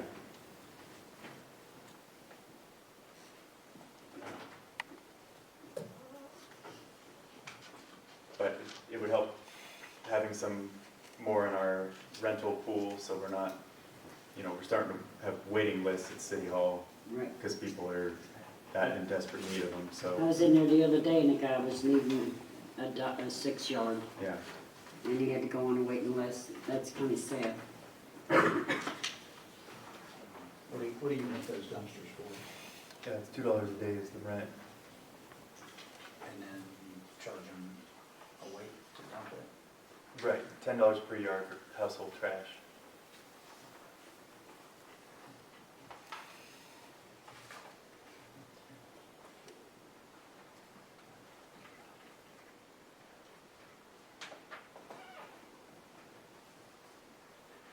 Any further questions regarding this dumpster purchase request?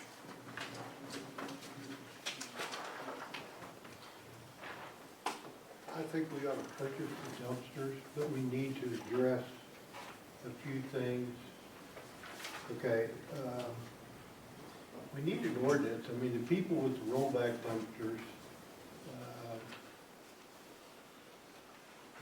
if the city doesn't have the dumpsters, then they can do that. But we have nothing in place. In other words, you can go tell somebody that sets a rollback dumpster and say, no, you're not supposed to do that without going to City Hall. And they just look at you and go, oh, well, what are you gonna do? I'm at the first page of the ordinance, and I'm Okay, so sorry. what is the fine there? There is none. There's, no, there isn't. Okay, that's what I'm getting at, is there needs to be a fine. So in other words, I mean, if I put a couch out right now, I've gotta put a $10 sticker on it, or they don't pick it up. And what I'm getting at is that we need to create an ordinance so that when somebody sets a rollback dumpster, they have come into City Hall, purchased a business license, purchased a license for that dumpster, and then need to find out from the trash department whether we can provide the dumpster or not. If we, and that's what the ordinance says, if we can't provide the dumpster, then they're allowed to do other. But at the same time, there's no fine for it if they just go ahead and get that rollback dumpster and say, well, what are you gonna do? I mean, we can't pick a rollback dumpster up and move it. So if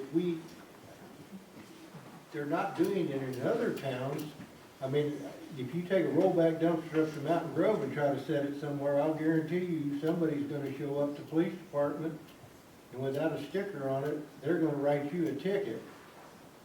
I believe we also have the ability to ticket for that. It would be the It would be- business license. You're right, it would be is practicing what without we a would write it license. under. I mean, it doesn't directly address it, but it's wide open. It's open enough. I think that's what we've used in the past to Yeah, address 'cause that. we've done stuff like that before, so we Well, can and see, ticket the thing under. is, if we had something in place, in other words, if they're gonna set that dumpster, it's just like he said, if we had a 6-yard dumpster set for construction, we're gonna get, what is it, $120 every time. It's Yeah, I mean, 25 for $10 construction. a yard, I'm sorry, Well, it's $60. 20 for construction is 25, so it'll be 150 Okay. for the dumpster. So we're gonna get that, and then we're gonna haul it to West Plains, whatever. But at this point in time, with the rollback dumpster coming in, we're receiving nothing, nothing. And they're not even coming to City Hall to get a permit to do such. They shouldn't be setting them at all without clearing it with Exactly, that's what my sanitation. see, is they can what they're set already them, supposed to do. and you could write them a ticket, the police can come along and write them a ticket. The trash department will say, hey, listen, this guy's not supposed to, or whoever it is, they can write a ticket, but when it comes to court, the judge is gonna go, well, there's no ordinance here that says what you gotta pay. Nothing. Just saying the ordinance has no teeth. Yeah, that's. No, it would fall under the same classification as having a business without a license, which would fall under the same category as most other civil offenses. So it would be the same thing as having like a nuisance property, which would put it in the range of up to 90 days in jail and up to a fine of $500. So it automatically classifies to that.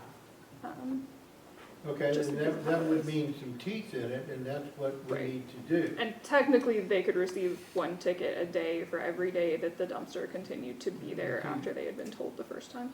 I would think if they just came to City Hall and purchased, just like if I get a couch, like I did, put it out there, I gotta go to City Hall and get a ticket for $10. Put it on a couch or they're not gonna haul it. They should come into City Hall, register with City Hall, and go forth from there. Yeah, I don't know what the current practice is for getting permission to set There's, dumpsters. What, that's what I've changed, there's nothing. yeah, aside from, I know it used to just be, we'll just call Dave, and if Dave says that they don't have it, then you're fine, but I don't know Well, this how you is, determine. the ordinance says subject to approval. So it's if it's material we can't handle, big 6x6s or something that would harm our Right, truck. I just or- mean, I don't know how people in how people are supposed to know whether somebody has actually contacted you Yeah. or if they haven't contacted you. I don't know that there is a system in place for that. I Which would there say probably from needs an to be one. enforcement perspective, if you do any tweaks, if there's like a way they can mark their roll-off Right. with a sticker, because when you drive around and you see a huge roll-off, well, you don't know if they've talked to City Hall and like, I mean, it's not super high up there on the priority list if you're headed to another They call. They And could then- make a paper permit, you Yeah. know, just say permit. And then if you, say like, it permit. would make enforcement so much easier. If you drive by that and see that they're not stickered, you Right, can just say, hey, you've got to go get it. Well, Zach, has $20 anybody ever fee, or, contacted you? Mm. You've never been contacted by an outside roll-off? We only really have problems with one specific company doing it, so the other ones, I think, well, actually, I take that back. Cards did set a dumpster in town. I called their office, told them about it, told them about the ordinance, and they had it removed the next day.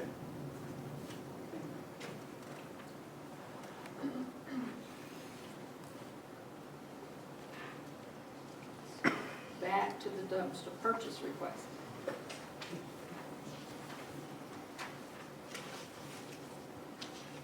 Is there any questions regarding the dumpster rates? well, if we're out of them, I have to agree with him, you go with the Downing, and if he gets them from the other place and it's $40 a piece to deliver them, that's 120, this is 200 in all. And we get them in, Probably within a week.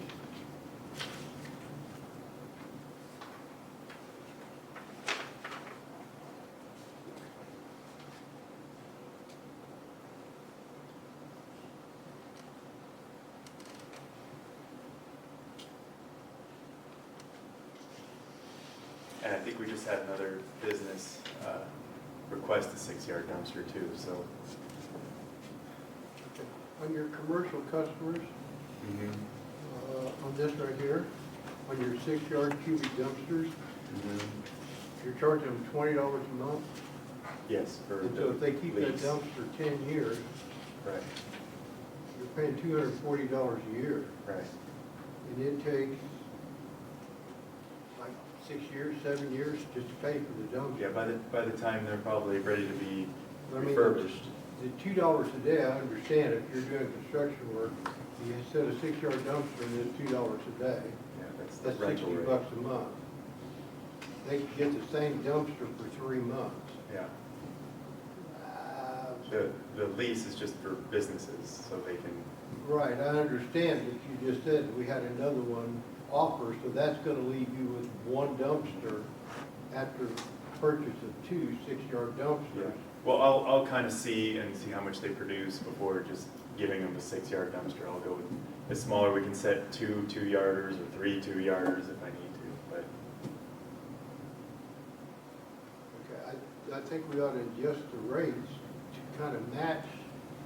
If it's gonna take 7 years to pay for it, then most businesses can't stay in business after 7 years. Right. I think we need to adjust that to where, I mean, the $2 a day rental is fine, but I think if a business, commercial, wants to rent a dumpster, that they should Pay pay a little a more. little bit more. Because, at that point in time, it's gonna, So you're looking for the dumpster to pay for itself within a certain time frame? well, I mean, it'd be, they wear out, just like you said. And it takes a number of years. A 6-yard dumpster, $1,600. If you purchase that today and set it behind a building, and wanted a 6-yard dumpster, Yeah. okay, it would take $240 a year. It would take 8 years basically, or somewhere in that neighborhood, 7 years rather, to pay for it. By that time, the bottom Basically, is it's rusted useful a out. lifetime, yeah. Yeah. What would you recommend there, or would you? Yeah, we can increase it. I called around to a bunch of other local trash companies. Some of them keep their rates pretty guarded secret, which I guess I should have called and said I wasn't with Mountain View Sanitation, but I got cards to give me some trash rates, but their rental and yardage rates were all combined into one, so it was kind of hard to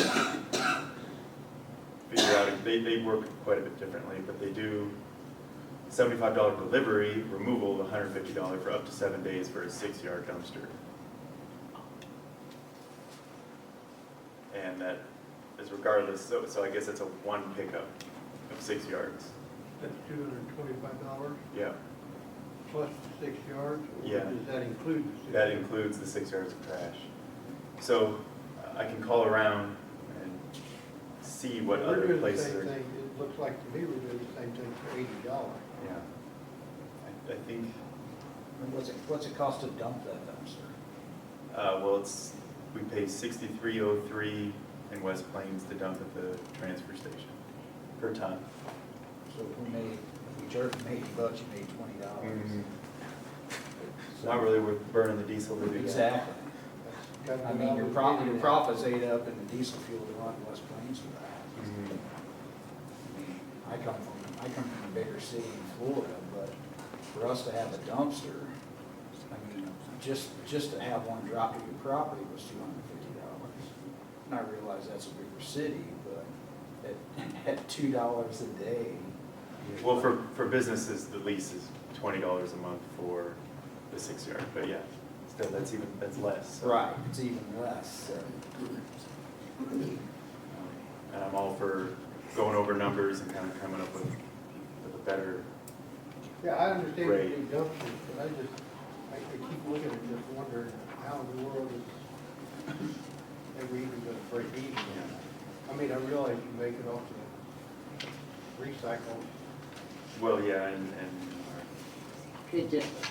Could you check with other, don't tell them who you are. yeah, that's what I did. Made the mistake one time and they said, well, I'm sorry, we can't divulge that information, so. Right. Could you check that out for us? And, Yeah, I I called mean, we Green. can still vote on the dumpsters tonight, Okay. but we could always change the price of them. Okay, I called Green for Life, which is another trash hauler, and they said they'd get back with me, and I haven't heard, so I'll have to give them a call back. But I will call around and get competitive rates.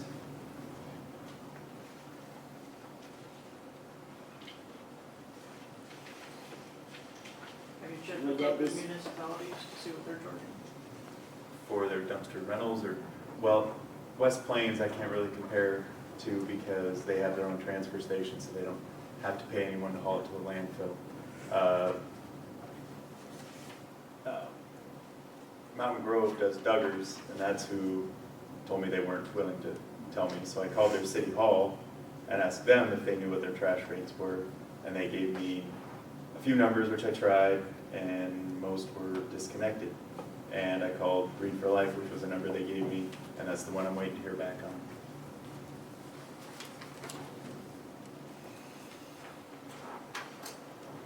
Would that be sufficient to work on an ordinance with changing our rates Yeah, and, I think we really, I'd make a motion that we go ahead and purchase the 4 dumpsters that he's looking for. 3.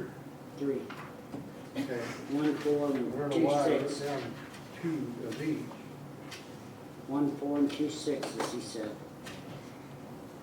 But if you're feeling generous, Well, the thing is what I'm looking at is we will always use it, but we need to get those rates up to pay for that dumpster, because there's no business that can stay in business. taking it, yeah. I did like mean, that. we're providing the service, Mhm. but So you're making a motion for what, Kelvin? I'll make a motion that we buy a 4-yard dumpster and 2 6-yard dumpsters from Downing Sales and Service, correct? Yep. I'll second that. Any further discussion? Dumpster. This is on the purchase request.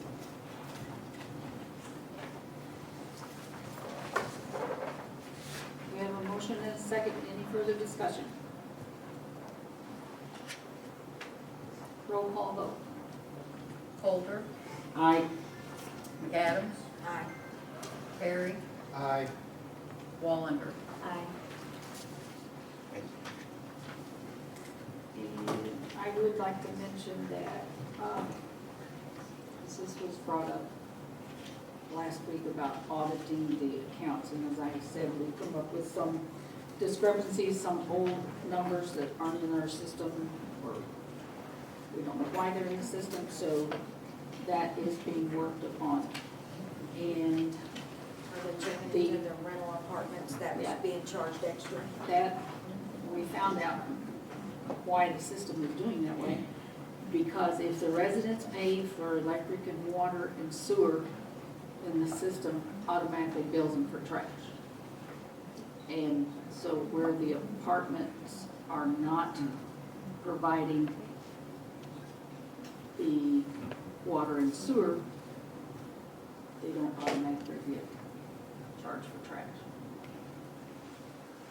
I just said that backwards. There's 2 of them. The residents pay for their electric, water, and sewer, so they are automatically billed for trash. Another one covers the water and sewer, so they are not billed for trash. So how are we gonna fix that for them, since they, Well, we have to see how the system can be set up to not tie the trash to the, I wasn't sure. that's one of the corrections. Did we get any of that audited? I mean, Yes. Yes, I've got this Okay. stacked here. So if they're being charged, are they gonna be reimbursed, or are they gonna be? Well, my thought is that when all of these are addressed, then we'll bring the whole thing back to the council at that time. Because there's gonna be more than one action needed, I'm sure. It's fine. Okay? So, any further discussion regarding sanitation department? Thank you, Zach, very much.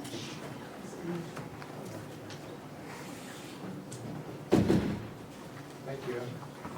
Thanks, you, Zach. guys. Appreciate your time. Have a good afternoon. You too. Okay. Next is the Senior Citizen Center as a city entity. We can't hear you. Oh, the next item is the senior center as a city entity. Because right now, it's functioning as a city entity and also as a nonprofit. And we had this discussion at the last meeting, and Deidre, do you want to go ahead and address this? So basically, it can't be both. It can only be one or the other. Since the senior center is a city entity, that's what it needs to be. So the board, the senior center board right now, would, I believe, be willing to become its own separate 501c3 nonprofit entity, separate from the city. that would essentially function to raise money for and then donate to the senior center. But with all of that money being run through the city like it should have been the whole time.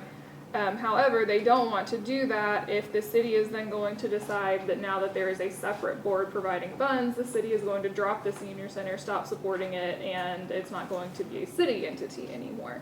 So I think they are just wanting confirmation that the city intends for the senior center to remain a city entity, and the city is going to continue, paying for the employees and financing the senior center, and that they're not going to do something intending for it to be a good thing and turn around and have it basically lose the senior center. I think it looked like about all of them were here. There's several from the Yeah. senior center here. So they can correct me if I'm wrong or add to it, but that's my general understanding, is that before they move forward with splitting out to become a nonprofit to help donate to the senior center, they want to make sure that the city is going to continue with it being an entity of the city that the city supports. Because right now, I'm still confused about where senior age comes in as far as the running of the senior center. We do get a grant from senior age. Kathy, can you address that any further? I know we finally have a city email for you that we didn't have before. Okay, Senior Age Can you provides, speak into the mic? Senior Age provides an $80,000 a year grant. It is paid out in monthly installments. And they also provide $40,000 for the frozen meal program. That comes off the top of the grant. But the $80,000 is to pay for food, help pay for food expenses. And what we had done in the past, or what the board had done in the past, when we had a fundraiser, that money was kept to do Christmas parties, little birthday parties, things like that. Don't you bring the meal donations in? Meal Okay, contributions. because come that's to what the goes city. Yes. through the city Yes, funds, is that daily deposit from the meals. right, along with the And senior then the age grant grant. that we get, Yes. 7,666 a month now, Yes. because it went up. from Now, that. It was closer but it to will 90. go back down because Will it? last year we were getting an extra $1,000 a month. There was a special grant. So it is gonna go back down, $5,000. Okay.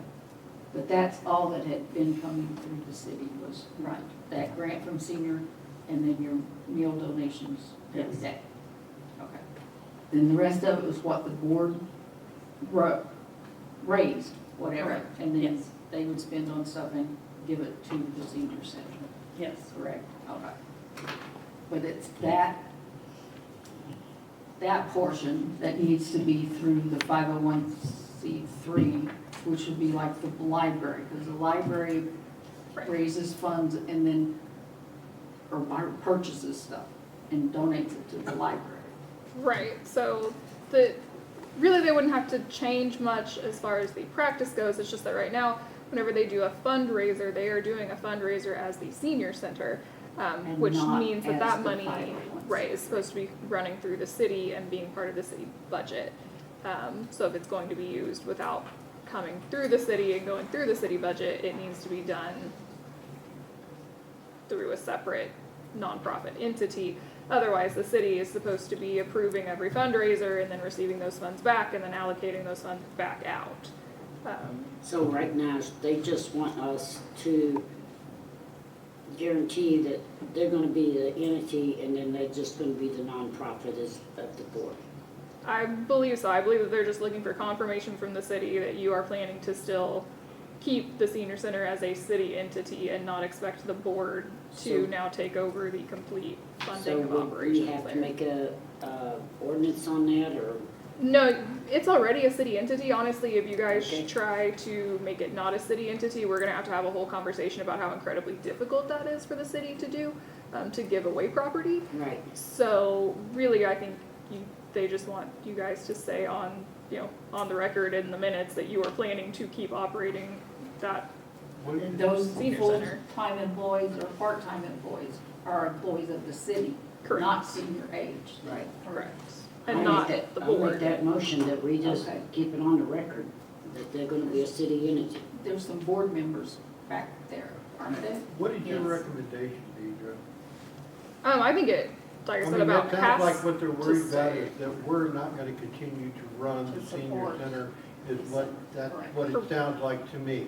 Correct. So what would, 5 years from now, so that they can't step in and say, well, we don't wanna mess with the senior center anymore, what do we need, what would your recommendation be to say that they can't do that, the city cannot do that? Well, I mean, you can't permanently require the city to always have the senior center and always keep the senior center running. But you all can just say that you understand that this separate not-for-profit is forming for the benefit of the senior center, but you are not planning on that changing any of the monetary support that they receive or any of the funding that they receive from the city, and you're planning to continue treating it as you always have and paying for it. Because like I said, if you all were to try and remove the senior center from the city, once the city accepts real estate, it's almost impossible for a city to get rid of it. So we're really So- not asking for anything to change other than the fact that what the board is now Just change the name. raising as the senior center, they would be acting as the board of the senior center, right? Right, or the senior center friends or whatever they Friends of the decide senior to center Just name kind of just themselves. a Yeah. different in the name. That they would be their own. Right, and so then it would be 501c3. their own money that they have raised themselves to use how they choose, if they want to use it for things like parties, or if they have, a grant that they've managed to get and want to buy some sort of refrigerator and donate it or something, then they could do that without having to run it through the city budget. Connie? We don't want, we couldn't make it if the city didn't help us with their salaries and No. their insurance. No, that's not what we're That's not the saying. I know. intention, is But that's why we want to stay with you. Right. But the board is willing to become the 501c Okay. Friends of the Senior Center instead of, Can We we don't call it want something that. else? We want. what? We don't want to be called Francis. No, In the past, What do you call now? Now, come on up, we can't hear you. it's Mountain View Senior Center. Mountain View Senior That's Center. what it's called now. We In the can't past, have that Mountain View Senior Center. in the past, it was called. What about the Claude R.C. Freeman Senior Center, like it used to be? Center. That's- The Yes, Claude Freeman, our Claude Tree. Can we go back to that name? Would that solve the problem? that's who started the center. Well, basically, just once you're a registered entity in your own right as a nonprofit, it doesn't matter what you call yourselves. You just have to be registered separately from the city, and right now you're not. It's all registered together under the same name, which is what the whole problem is. Oh, so it's registered now as the Mountain View Senior Center. Right, because it was a not-for-profit, and then it got donated to the city, but the not-for-profit status was never dropped whenever it came into the city. So I think they just want to make sure that if they split back out, that the city is not going to drop them. Right.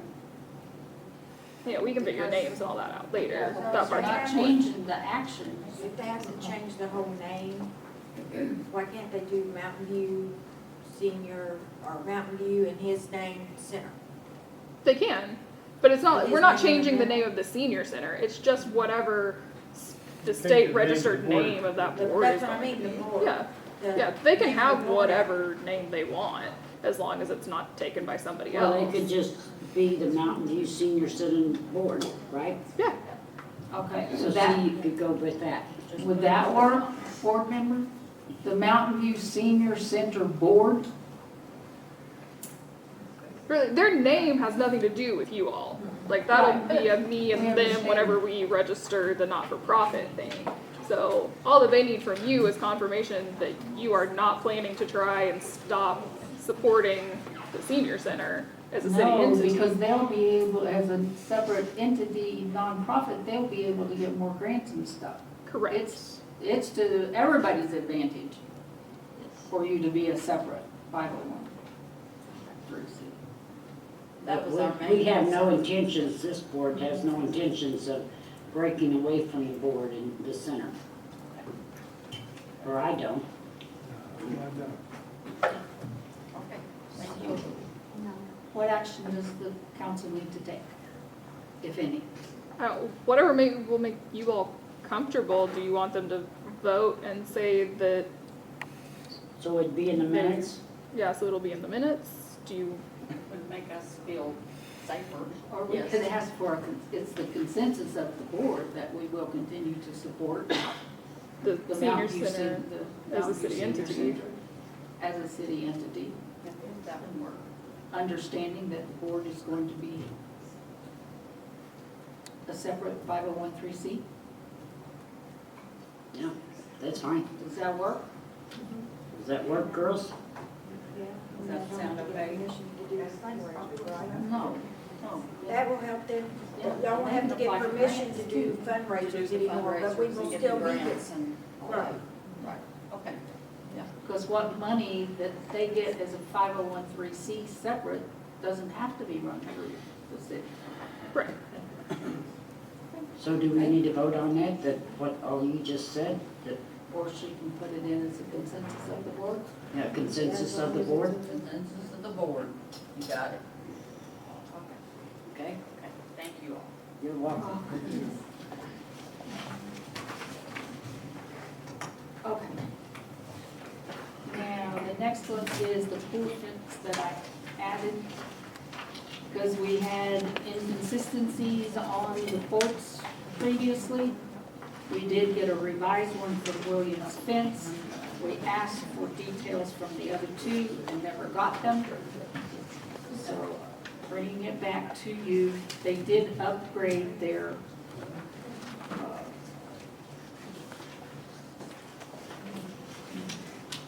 fencing to match what one of the others had.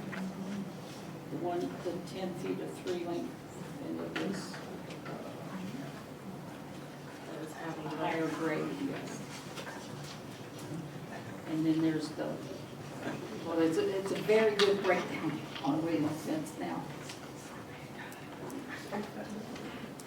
The labor breakdown is on the first page, and then the third page back is all of the materials. So it's a total of 2348.22. The other two, text totals, one was for 2250 and was for 3500.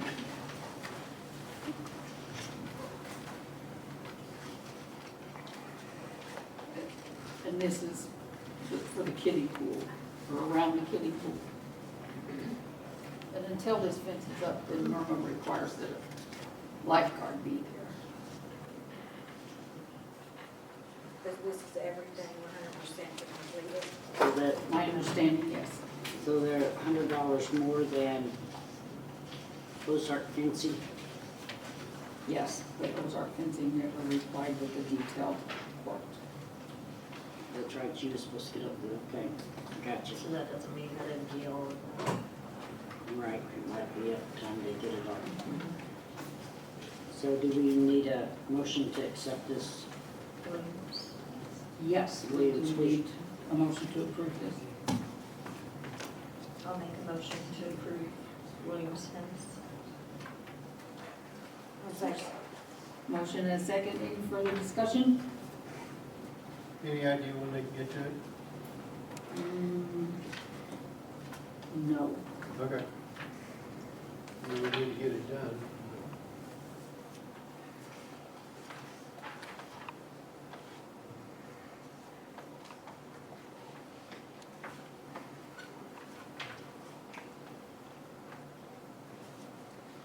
When we get a time frame, we can let you know.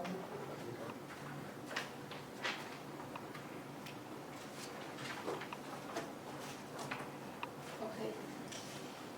Roll call vote, please. Coulter, Aye. McAdams, Aye. Perry, Aye. Wallander. Aye. Okay, now we go to new business. We have 4 sets of minutes.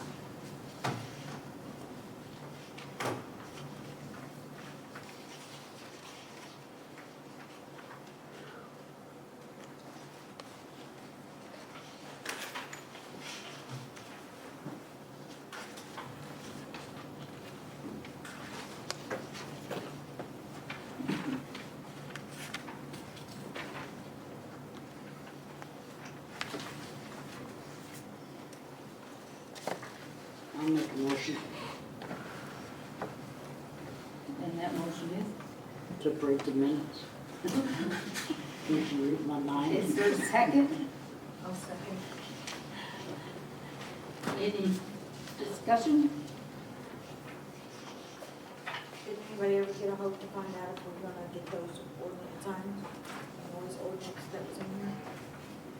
That was to be taken up with the street department.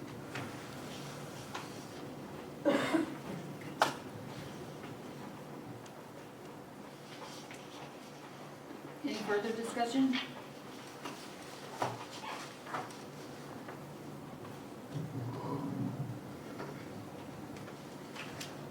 All in favor, please say aye. Aye. Okay.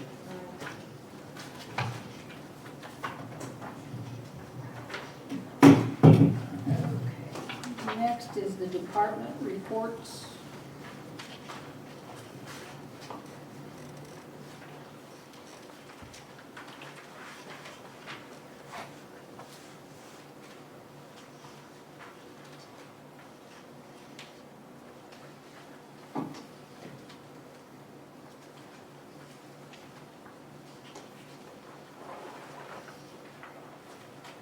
On the water, they talk about replacing water meters, are they meaning the putting the new water, hooking them up so we can read them? Electronically, I know that's supposed to be on the schedule. Right. Wasn't it supposed to be done in May? Oh, I doubt it. With the rains that we had, that may have been the initial, could very well have been the initial plan, yes. Estimated time? I will see what I can find out about that. Well, I just seen here where they replaced water meters on Hazel, South Jackson, Big Shop, Oak Street. And I was just wondering if that was, I assume that's what it is, but,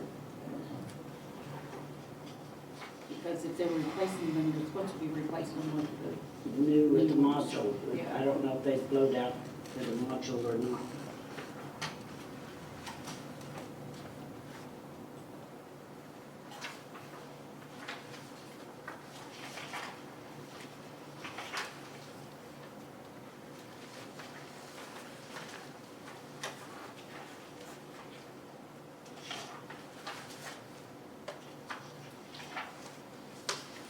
It's good to see the members improving at the golf course. Let's jump way up there. It's actually increased since, Pardon? it's increased since this.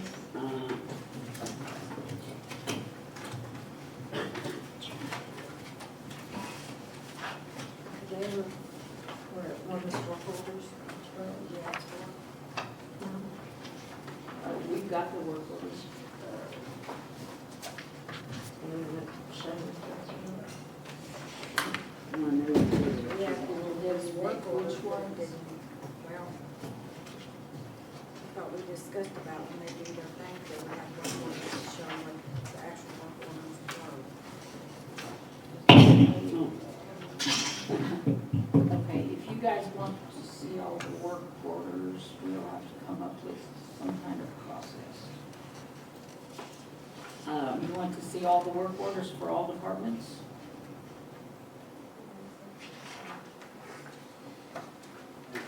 that'd be fine. Work quarters for all departments with the monthly reports? Yes. On the department,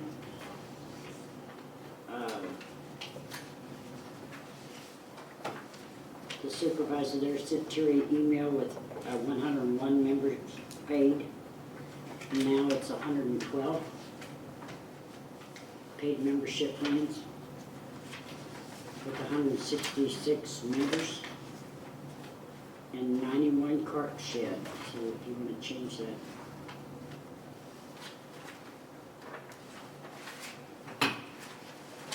That updated sheet was, Pardon? that updated sheet was provided.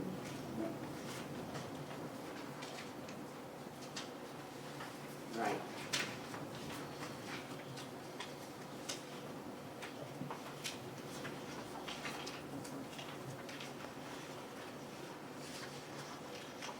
Can I make a statement? I would just like to thank the sanitation department for their review for the month. The way they worded it, typed it out, explained everything. I just want to praise them for that. That's a really good report on how they've done that. It's on. We will relay that to Zach. That is a very He good was just here. report. He was just here. I'm just impressed with it because they were detailed, they were specific on everything. I mean, I told him he did a good job. he did a good job. I Pertaining it wish to me. all the reports was like that. That would be a lot easier. Did they He get the does. part He's real good. replaced on wastewater? Yes, I believe so. He came to me because something else is going on, but he hasn't got back to me yet. He was waiting on the. Oh, I take that back, it's scheduled, he hasn't got it back yet. He was supposed to hear from them yesterday, but he didn't get back to me. They're coming Wednesday, I believe it is. Yes, And then they went. because they need something else checked out, and if the guy can do it on the 18th, they was gonna do it on the 18th rather than have somebody else, pay for somebody else to come from something else, The UV light is blinking. something. And that's So no, very, it's not done yet, but it is scheduled.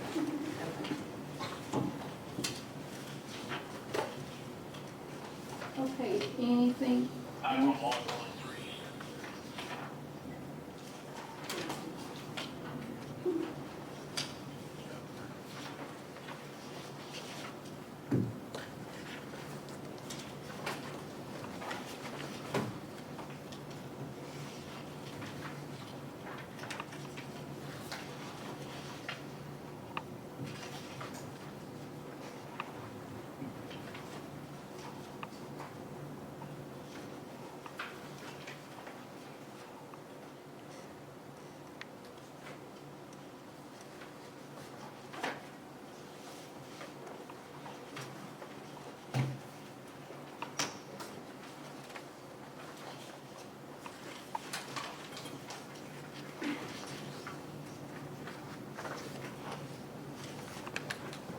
Anything else on the department reports? Okay, let's go on to the financial reports.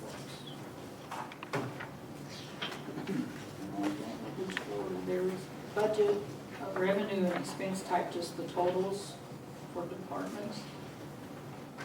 And then you have a detailed revenue and expense period to date and year to date 5/20, so as of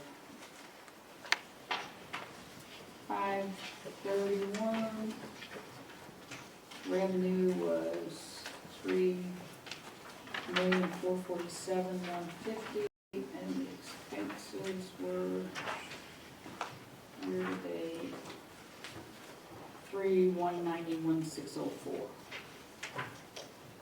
So our revenue ahead of expenses through the end of May.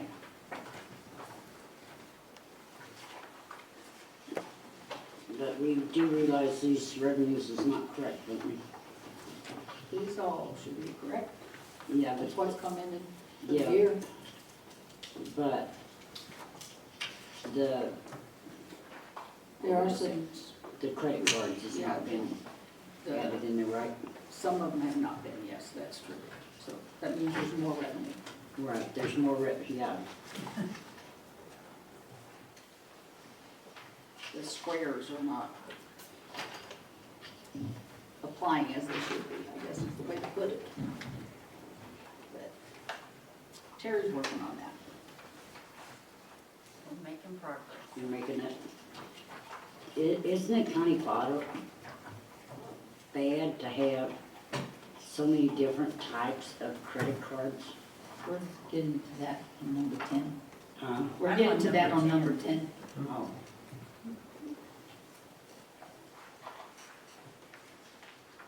Okay, the next, there's the claims report through the end of May, the 31st. Now, this is what is paid out, except the payment to Leon Uniform for police vests that were ordered back in February or so. The check has not been mailed yet. And the Nagel Oil Company has not been mailed yet.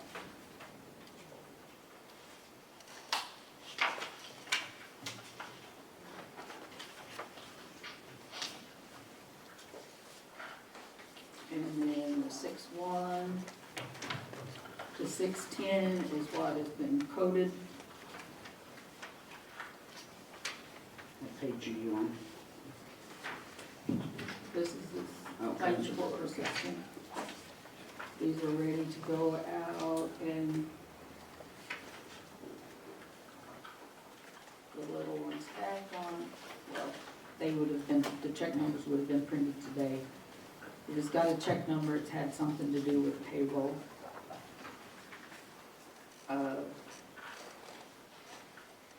Again, that one to Ozarks Healthcare for the drug screening, there's that's for 6 of them, not 1. On this fire, on this 1,300 on fire, isn't that when they get those fire extinguishers and everything checked? It's not the extinguishers, but I've got the, The it was compressor? the 12-month, the compressor 12-month preventive schedule. Right.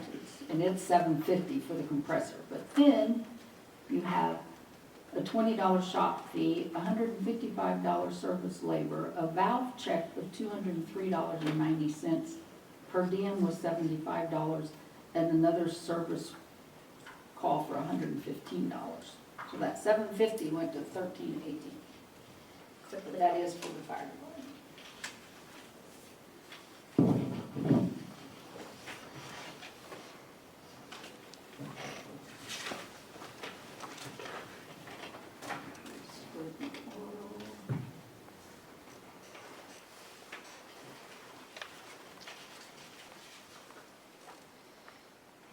The Hawkins was for the pool, the chemicals that they needed for the pool.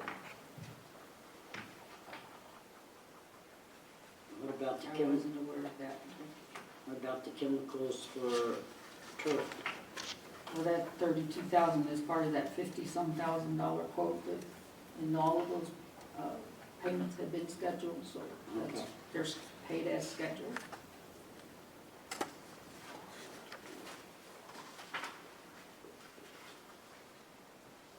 There was another $175 for the reporting of the May council meeting that was just paid today for $175. That needs to be added to this. On what department? Admin, council. 175? Mm-hmm. Now, this does not include the NOPA invoice, which is included in the packet.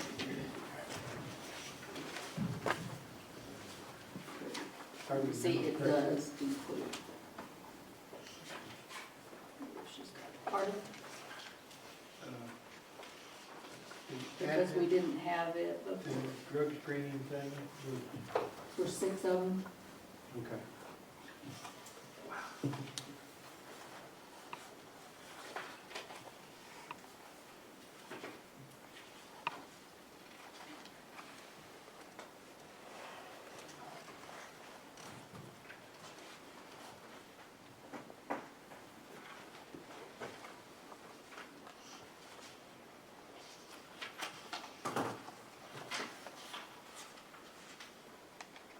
And this does not include the MUBA invoice.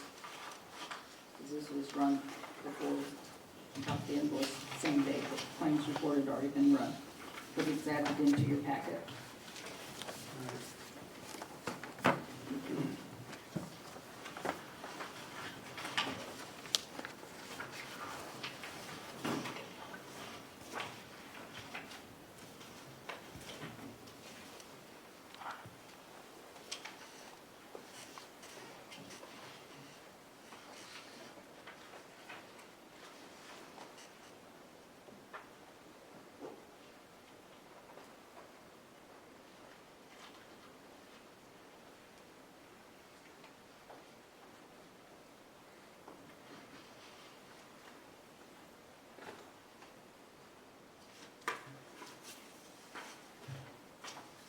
Is this one the same as the 0.5% transportation here?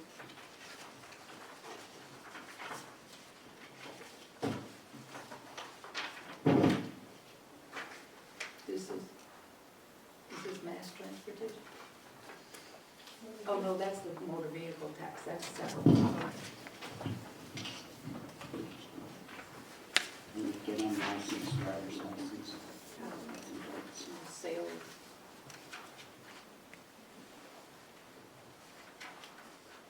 Sales tax.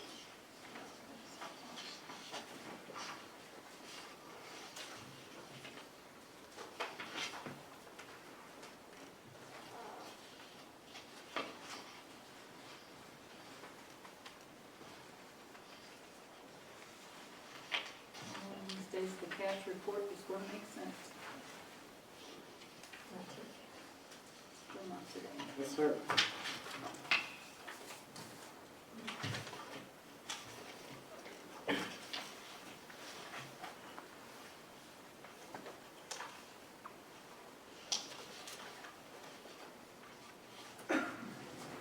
It has approved $1 million in the last one.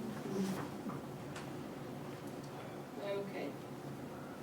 Any questions on these financial reports? If not, I ask for a motion to approve payment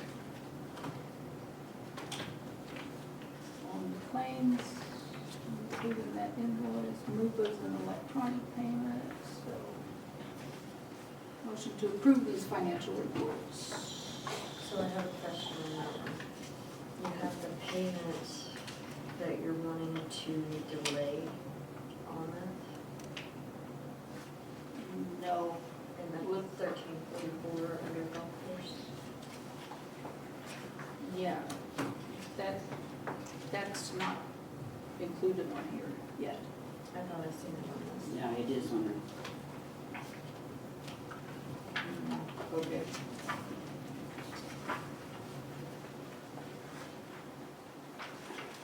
It'd be right here. 134413. No, that's the PNC equipment. That's what we're paying already. That's, That's Was there not, another one? wouldn't that be the same thing? no, No? this is for the Lawnmower. equipment, the Lawnmower. lawnmower, and we've been paying on PNC for, that's one of the contracts we already have. See, this July 1 hasn't, I thought we started Code paying it on yet. them in March. no, that's number 12. Yeah. Okay. I thought that was that too. No. Okay. Any further questions on the financial reports? Okay, do I have a motion to approve them so we can cut those checks tomorrow? I'll make that motion. I'll second. Any further discussion? All in favor? Say aye. Aye. Aye. Okay. The next item is the MIRMA assessment invoice. This is an annual assessment. This year it is computed at $11.65 per 100% of payroll. And then they give us credits. So the total comes down to $234,642. And they want their payment in a very timely manner.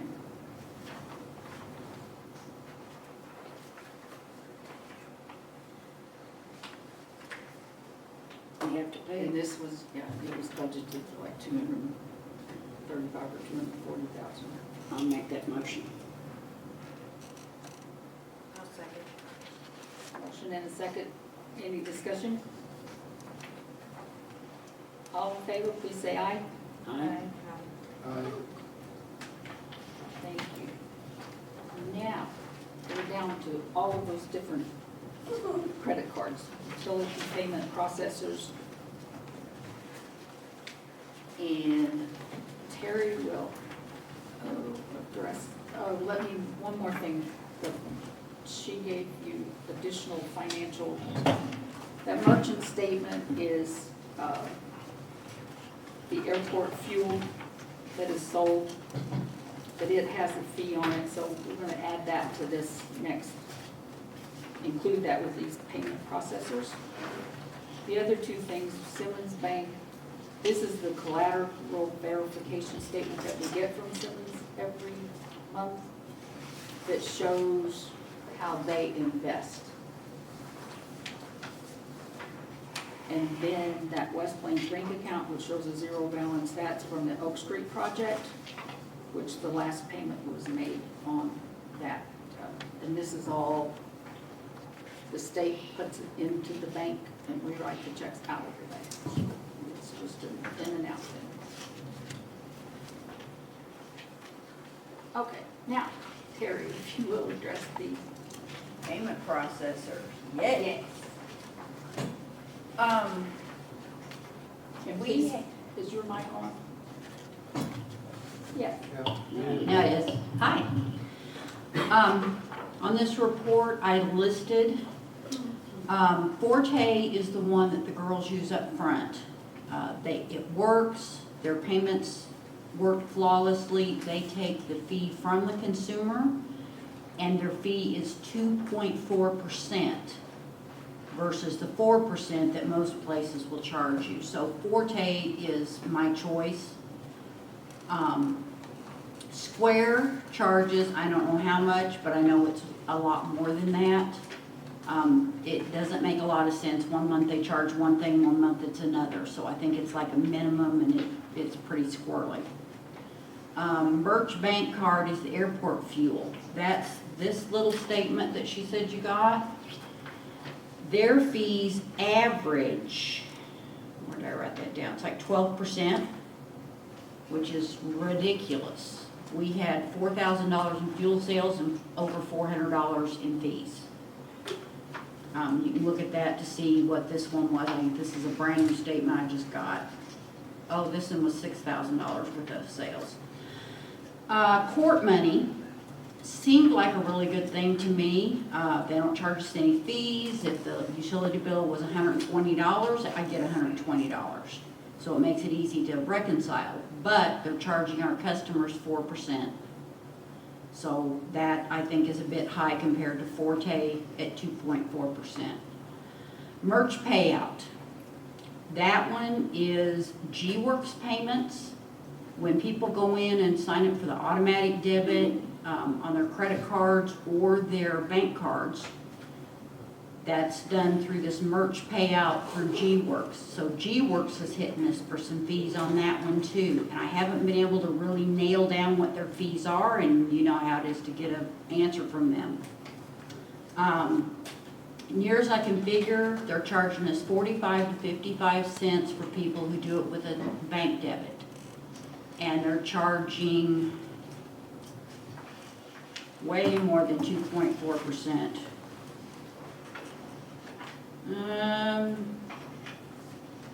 It averaged 3%. is what I got, but that was considering the 45-cent, 55-cent fees. So the people that are using credit cards are charging a lot more, and we're eating all that fee. Forte, the airport, I'm not sure if Forte can handle it or what they will do with it. I've sent them pictures of that pump that's out there and the credit card machine, and they're supposed to get back with me. Usually how these processors work is you use their little thing to swipe the cards, their reader, and I'm not sure that thing is a whole nother animal.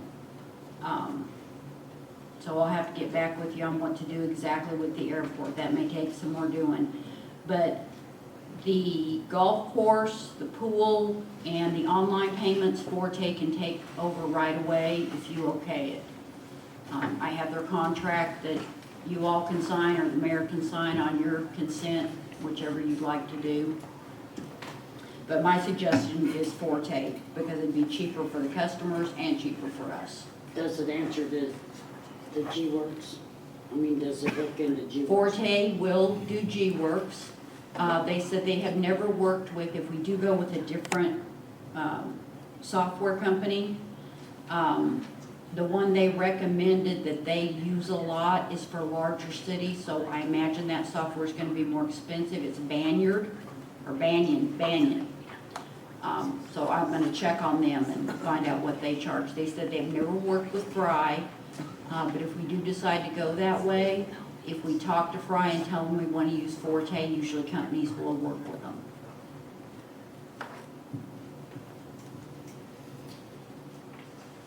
Who's in charge of the credit card processor at the airport? That is this security card services.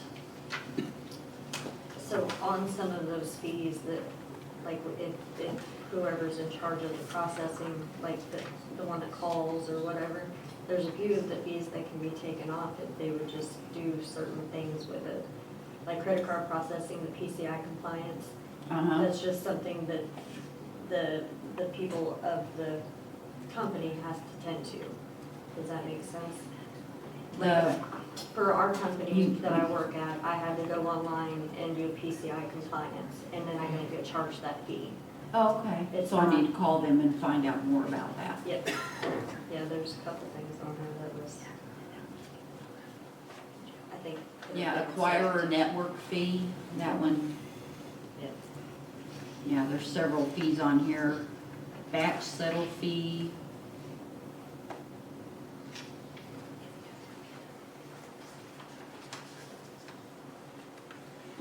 Yeah, and I don't understand, and Forte doesn't either. We have 2 accounts with Forte. We have 2 customer numbers and 2 accounts. One of them has not been used at all, and we've been paying $5 a month for it. So they're gonna check to see, it says on my web interface, it says it's a web online payment service. So I think that may have been started, maybe someone started to set them up to do the G-Works thing. He's supposed to get back with me later this week. Well, I think it'd be good to get it down, cut down Just do one for everything. if we can. I don't know about the airport. Yeah, well, I'll call, like Gail said, and see what I can do about getting those fees. Well, if she could get the fees knocked down on that and we could put everything else on one, it would be a lot easier to keep up with, wouldn't it? Yeah, at least only 2 would be much easier. The G-Works one is awful. They, if the utility bill's $100, they take their $5 fee out of it, then they put the deposit in our account. So here I've got, in G-Works, I've got a $100 bill that I'm trying to make a deposit for, and I can't because the fee's been taken out. Forte said they would take those fees after, if we decide to pay them. If not, they'll do what they do now and pass it on to the customer. So you just need 2 terminals for golf and pool, and City then Hall. City Hall. City Hall already has 2. We have 2 Forte? terminals. Yes, they're Okay. Forte, those 2 that they Okay. use up front already. And then airport if it's a possibility. if the airport can't do it, then you're gonna see if you can get them to deduct some of the fees and just continue using that. I'll call them in the morning about the fees, see if I can get that started. Yeah, they should be able to help you with that PCI compliance part at least. So do we just wanna, Are we ready for a motion then? yeah, I'll make a motion to approve To approve what? So we've got the exact word. the Forte card processing system. Where everything is possible. If the airport is not, then stay with Is there virtual another card at this alternative time, I for the guess, until airport? you find something else. I haven't found anything yet, but I haven't had a lot of time to look. So I can look at some others. In case Forte don't do with the Yeah. airport and they won't take off some of these fees. If they do take off the fees, I mean, that's good, but Yeah, the Forte fees are the cheapest, places I've worked before, the fees have always been 4%. 2.4 is not bad. no. Yeah, 2.4 is not bad at all. Okay, we have a motion and a second. I'll second. Who made the motion? I'm sorry. Yeah. Gail? Yes. Any further discussion?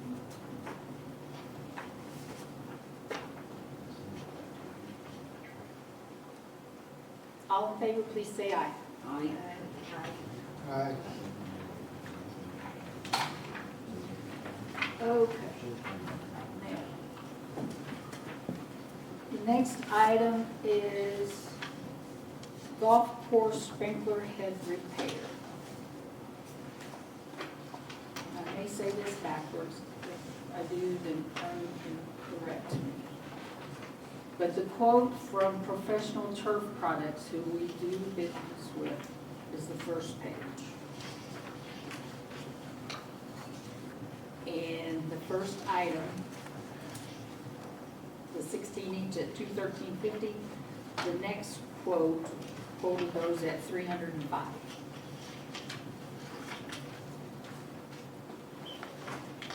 And then, okay, you're gonna have to come to the, oh.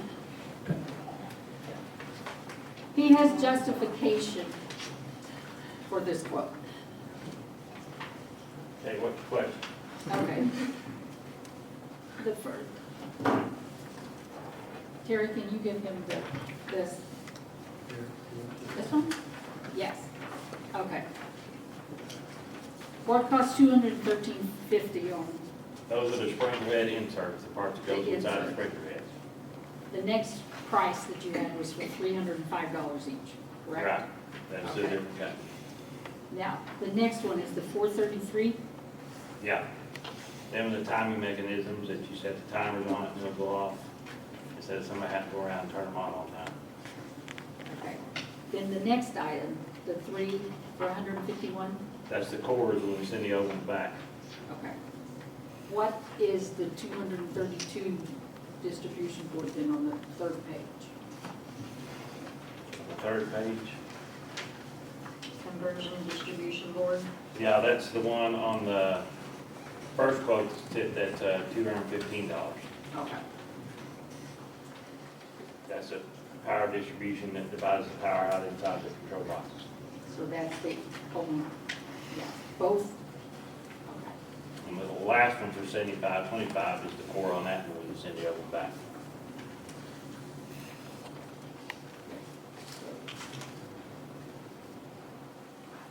We're looking at these parts, the 232.99 versus the 215, or the 213.50 versus the 305. Yeah.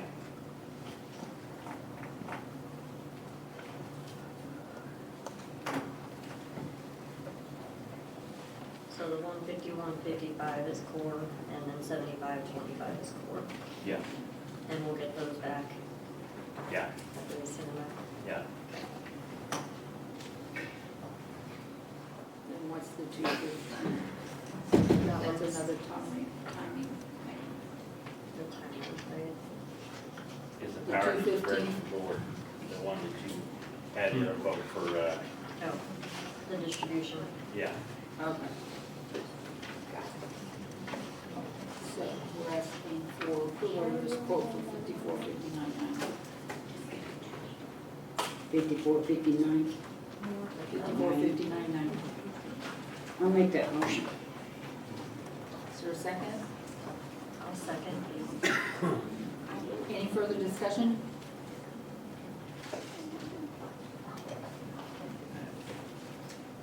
Then let's have a roll call vote. Coulter, Aye. McAdams, Abstain. Perry, Aye. Wallander. Aye. I did receive an email today from, who's the Greens Pro guy? Tyler, complimenting you on the golf course. There's something about some bad spots that he's looking Yeah, we for still some kind have- of, Well, we found some sod, we can't get it till this fall. oh, There's still 4 greens that's got, that was our major problems last fall. That hasn't filled in quite all the way, but we've got a half a pile of sod donated to us. We gotta wait till fall to pick that. and that's what he was talking about, Yeah. looking for the, Yeah. something. Okay, but he did highly compliment you. Thank you. It does look nice out there, and Thank you. Okay, the next one is this DLL Public Finance. The first payment is due July the 1st. This is for that golf court lease. And what we found is, I had found an original from March of '22, signed by the mayor pro tem. Then we have one dated August of '22, signed by the West Fork Alderman. It's a purchase, a state and local government leased purchase agreement. And there were copies of the tax forms and everything in, that were provided to you. The payments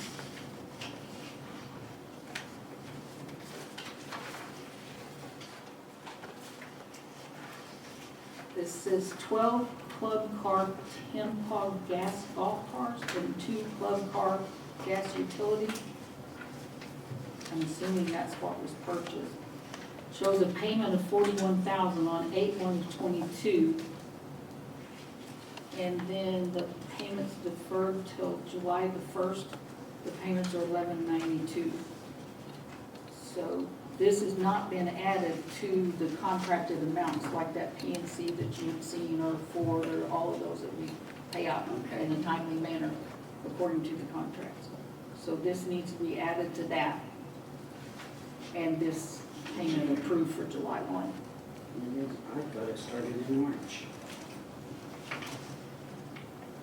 Well, it may have in the very beginning, because I didn't see where that original was, because we found the original signature of 3/22. The rest of this is copies.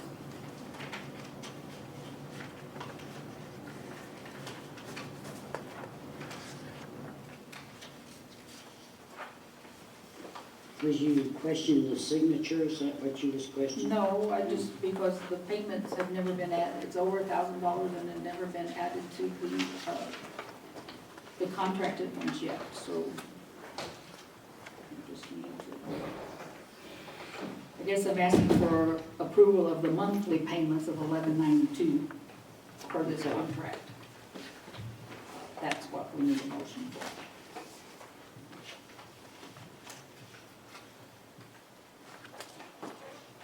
Motion to approve the monthly payments. I'll make that motion. I don't have no choice.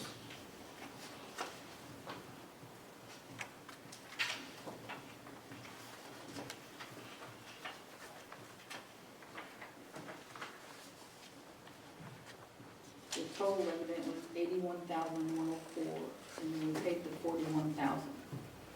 Was that on some carts that were That's why we traded didn't make. in or something? Yeah, if you look at that and you see, they did 35 payments of nothing, and that was the It old showed that cards. 41, well, it shows that first payment in August of 22 at 41,000, so I assume that must have been, Right, and so they divided it all up, and they traded it in, and those old carts made the payments until July of 25. I don't know if.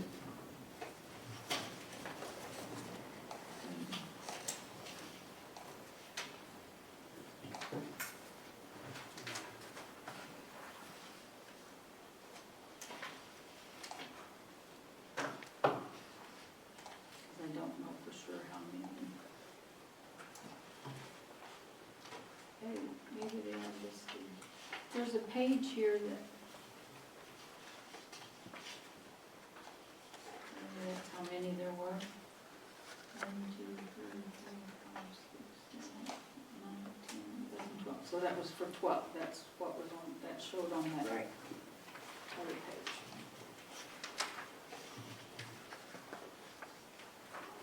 Okay, so this was for the 12, because there were 2 different kinds, 10 and 2. I thought it somewhere. Well, this says 12 and 2 then, so that would be 14. Well, they got 12 carts in, and they got 2 utility pickups. Okay.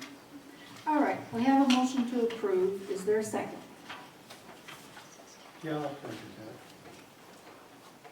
that. Any discussion? Yeah, my understanding right here is it's gonna be a monthly occurring, Yes. Right, there's, monthly occurring, I would think, we really need to bring it every month. no, it'll be on the claims report, just like the PNC and Okay. the Ford and Kansas State, whatever's contracted. That's what, to approve the monthly payments is what we're asking for. So there was a total of 72 payments and 35 were delayed. Right. Yeah, 35 were delayed. Okay. If no further discussion, roll call vote. Coulter, Aye. McAdams, Abstain. Perry, Aye. Wallander. Aye. Thank you. Okay. The next is a request, we've been asked to waive the $1,000 fee for a tournament if it is held as a benefit.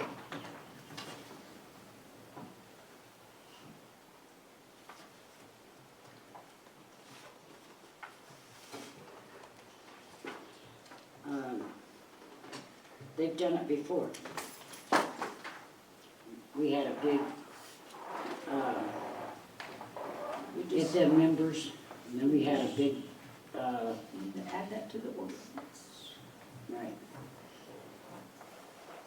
If we there were- was a member got hurt.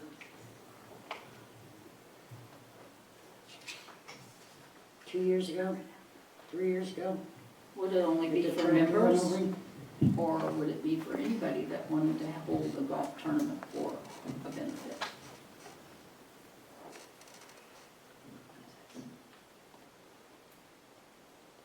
I would say that we can't differentiate. So just the way that if the tournament is held as a benefit, the fee can be waived. And who has the authority to waive that fee? Or determine that it is a benefit? Or is there any restrictions, guidelines? We just need something in writing that it's a policy. What if I wanted to have a swimming pool benefit?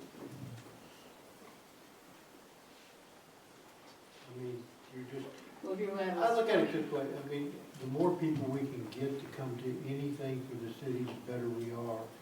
But it's, you know, how do I wanna say this? If you're gonna do a tournament like once a year for such as like St. Jude's, the city, you know, the $1,000 fee maybe could be waived. They never for have something waived such it. as that, but to me, I don't, I think you're opening up, you know, why can't we get the community center down here for free if it's for a benefit also? Well, they do, don't they? Yes. I know a couple of people that have benefits down there, and I don't think they got charged because it was a benefit for using the community center. Well, and also the Chamber of Commerce is now in charge of that, so I don't know when that occurred. February. Of this year? Yeah. Well, the Chamber of Commerce was the one that made that decision, not us. But if it's a benefit, it's a benefit, it's to help our citizens. We've held benefits for free whenever it was under city control. Yeah. Yeah. What are you considering a benefit? It's a, Because are, How many- Raising money for funeral or cancer or sickness or, I think you're just gonna have to be pretty specific, because aren't most golf tournaments for raising money for some form of charity? Some, no, we just have a lot of them, just cat and dog 4-person, we have 3-person scramble, and not raise it, just raising money for the golf course, really. just know that they're larger, like, organizations who have them out there too, even if it's just Yeah, like the Rotary and Club, stuff like, Rotary right? Club does. So if you're wanting it to just be, if by benefit you mean like small, local, community type thing, I think you'll probably wanna come up with a pretty solid definition of what you want a benefit to be, unless you want it to apply to kind of any charitable anything. What about a benefit for an individual? That's what this is for here. I think that's why they're requesting it. We had one, and he was a member, and he got pinned under a tractor, and we didn't think and they had a benefit for him to have him pay his hospital bills and medical costs, and this person here's got Well, horrible health. we don't have any information.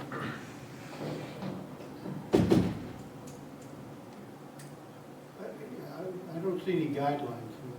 Well, that's what I'm asking for, the guideline that we can use. If this request is approved, we've got to have it. So how about an individual or family, but it has to be something that we can double check on to make sure something's going on. Somebody just can't walk up and say, hey, I want to have benefit for so-and-so. Gotta have a reason. Okay, are we gonna call it medical reason, or? for the individual that is requesting this, is it sickness, like long-term sickness? Yes. Is it death or She's passing away? She's gonna, So it'll go towards funeral expenses? and health and pay medical bills. You might make a safety deposit that way in case the green gets tore up or something, because you never know with the benefit. Those might be golfers that don't know golf etiquette, you know? These people's been members out there for a long time. Oh, okay, I was just meaning in general. Yeah. We need a policy. Unless you wanted, I mean, I guess you could make it a Unless we case by do case it basis too, Individual. I might but I think do that's what you it, need to decide. And then you probably also need to decide, I'm assuming what Calvin meant by, well, what if I wanna have one at the pool, is this only going to apply to the golf course? Is this city thing, or are you gonna extend that to, if somebody does wanna have like a pool party to raise funds for something that's a benefit, is that also going to be free? How far are you going to extend it? And under what terms? what if they wanted to do it, And then I mean, the way the world is, softball fields and we've got- they want Right. every weekend. I mean, they wanted a tournament. I mean, they 3 hold weeks out of the benefits month. softball tournaments too, Right, so yeah. do we have to have, Okay, I was given a request to waive the $1,000 fee for a tournament to be held as a benefit, period. If the city doesn't collect the fee, who's responsible if something happens on that golf course? Are we still held responsible? Yeah. Make a waiver. You know, if you're not charging the fee, I think you're on a slippery slope. I think everything's gonna become, well, we're doing this softball tournament, soccer tournament, swim meet for benefits, and then the city's gonna start losing funds every time we turn around. When you're a small city and you're on a very low budget, every little bit helps. And when you start turning all that money away, it's less money that's coming into the city. But are we being greedy whenever these people has been members of that golf course for years and years and years, and then she happens to come up with cancer? And I think it's the way of the golfers out there wanting to show her that she could, they back her and they've got her back.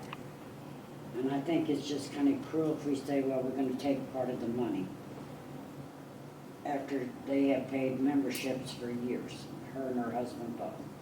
That's what these small towns are about, is helping each other. Yes. Yes, that's what we are about. Well, maybe instead of, at least what I got in my packet says that you've been asked to waive the $1,000 fee if a tournament is held as a benefit. Maybe instead of waiving it if the tournament is held as a benefit, waive it for this specific benefit, and then you can, Judge each one of them.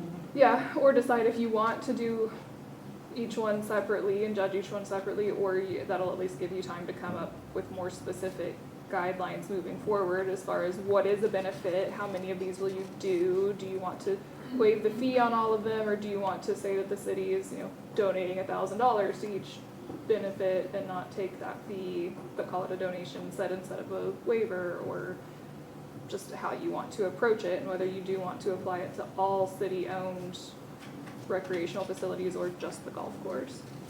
Well, this person even worked for the golf course. Yeah.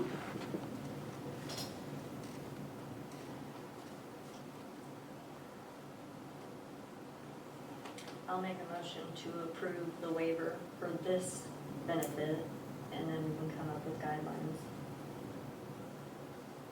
later. Is there a second? I'll second. Any further discussion? Yeah, I just think we're opening up a can of worms. And I very much want to support somebody that's been sick or anything like that, but I think the next thing you know, if we do this, what's to stop somebody else from saying the same thing? And they're saying, hey, wait a minute, you gave it to the other person, why can't you give it to me? I've got cancer too. I would rather see, and I don't know if there's any kind of rules or laws against the city donating money to that kind of stuff. I don't think we can. But the thing is if the fee was collected, charge the golfers an extra $10. I just think we're opening up something there that somebody's gonna come before us and say, well, you did it for them, but why can't you do it for me? Well, see, we did it for this other person that got hurt. Okay, but wait a minute. But then this one here come up. But it's been like, what, 2.5, 3 years since he's been hurt. So I think it's been a little longer. it's not, yeah, it's not like people's just gonna, Do you know when the last time a benefit term limit has been held out there? That's been 2 or 3 years ago for what he's talking about. Is That we it, waived the fees on anyway. is it There was requested fees very at often? that time.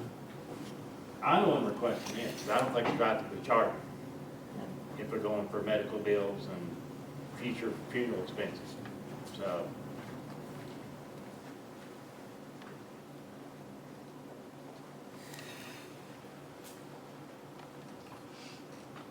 I think if they've done it in the past, we're not opening a can of worms.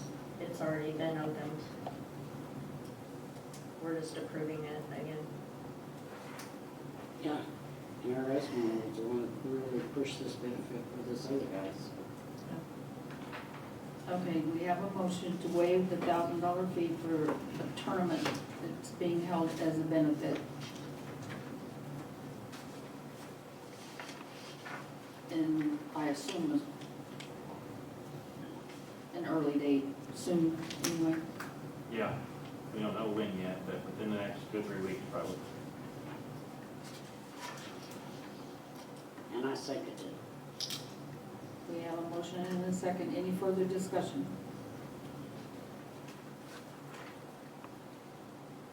Okay, a roll call vote. Holter, Aye. Wallander, Aye. Perry,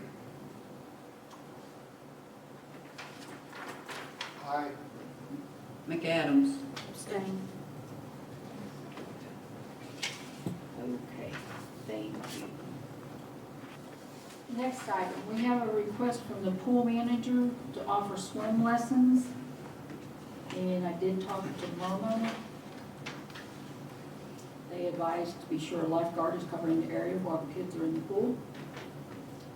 And that since this will add rates, they'll need to be added to the ordinance. It'd be 2-week intervals for a total of 6 classes per age group. 3-year-olds, 4 and 5-year-olds, 6 and 7 years old. Each class can have 5 children or 1 lifeguard. Our proposal, if approved, would be to start the sessions on June 16th through the 27th. Next session, June 30th through July the 11th, and last session, July 14th through the 25th. The cost for each session is proposed at $60, which is $10 per class.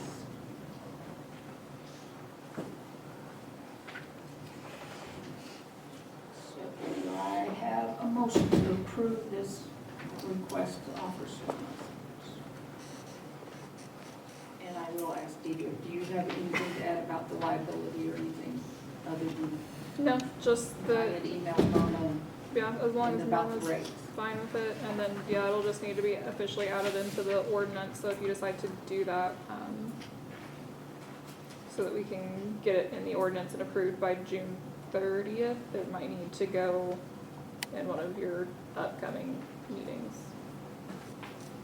Okay. We're going to open session.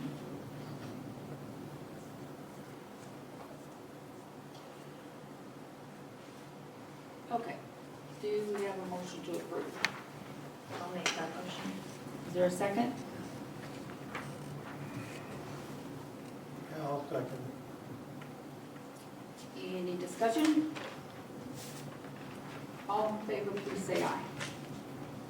Aye. Next item is for the streets. And I received a text message from the street supervisor at 2:45 this afternoon. Just got a family emergency call, got to leave the state, hopefully be back by Thursday or Friday. Had everything ready for the council meeting too. And he had clocked out at 2:15, so I did not get a chance to talk to him. So we will have to skip this. In our discussion, he had said that they have the culverts that were taken out of that muddy lane. So we will have to address this issue also, maybe at our next open meeting. Are they planning on putting them back in? We didn't get that far. We were supposed to be here to address that all today. Okay.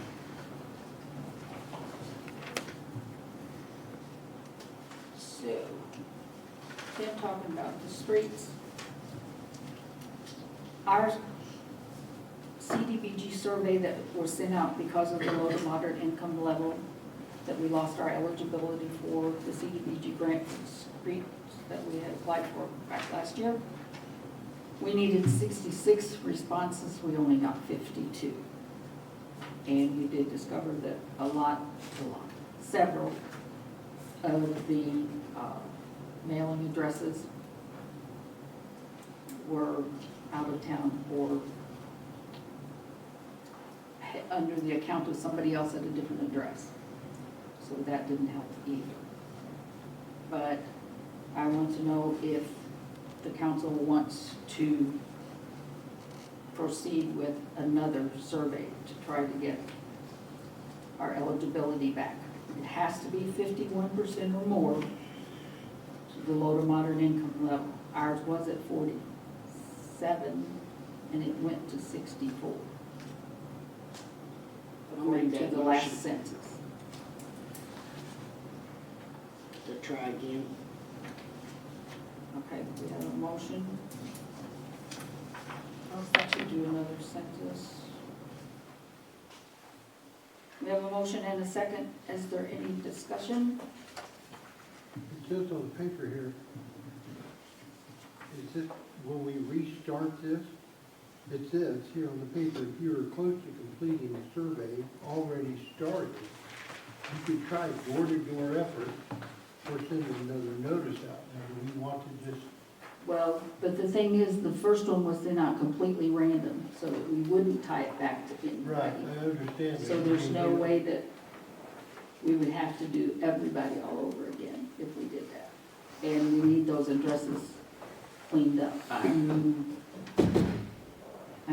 Well, we'll have to talk to Skograk how we will ever clean that up, because we sent what was in our utility file, and then CDBG randomly picked the addresses that we sent them to. So we've got to figure out how to What I'm getting at is the survey that we already have going, if my question would be is that you can try door-to-door efforts or send another notice. Do we want to, at this point in time, just do door-to-door? It says we could do that to finish that survey. Right, but we won't be able to finish it, we would have to start all over, because we Okay, don't know that's what I'm who, asking is, we don't know who responded, because it was sent out okay, completely anonymous. Hopefully that we would get more people to reply, and it was put on Facebook, it was mentioned at several council meetings, and we had more than one newspaper article about it.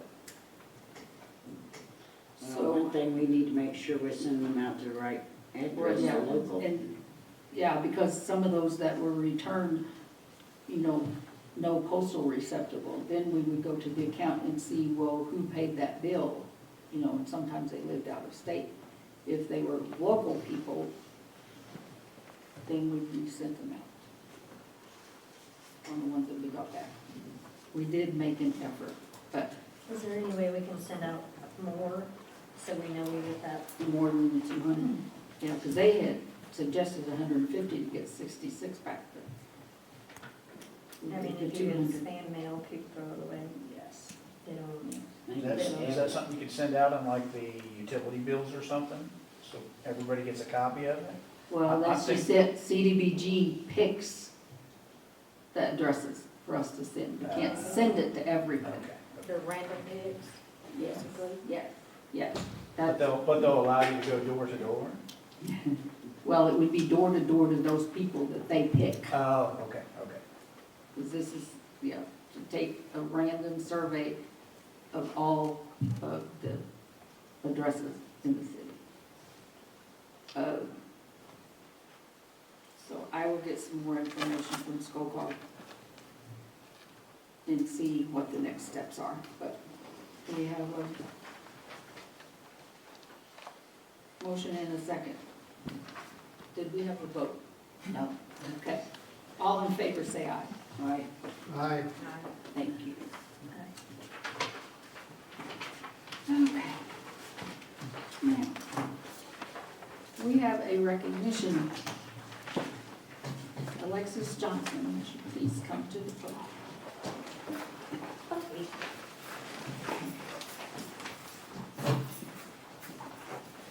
This is Alexis Johnson, and she received a letter from the Missouri Law Enforcement Traffic Safety Advisory Council Board has selected her as Officer of the Year award winner in the small department category.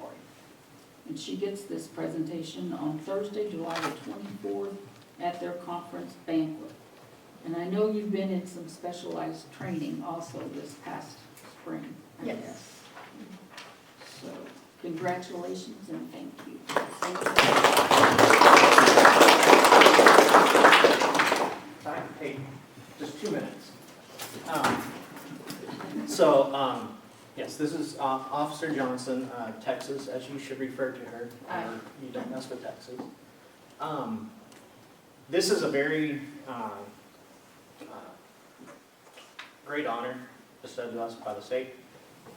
LETSAC Advisory Board, which is the Law Enforcement Safety Advisory Council for the state of Missouri, MoDOT. They pick officers from a couple categories to give this one award to. So one officer from 2 different big cities and small cities is how they divide it up. Small towns are, MoDOT typically refers to them 5,000 residents and under. And they give this one award to one officer out of all, Missouri has about 1,000 towns under 5,000 people. So if you think about all the thousands of officers that this award could have gone to, they chose Officer Johnson, which we are very proud of her because that's a huge honor. Never in the history of Mountain View, any officer, I mean, we've had some pretty hard-working officers over the years, and they've never even been in the selection process. And since I've been on for 10 years, I don't think I'm aware of any cities around here that have had an officer selected. So this is a very huge honor for her. Very proud of her and all her accomplishments. And it's not even been, what, 2 years? Not even 2 years out of the academy yet. So she's doing a great job. That's a way to represent Mountain.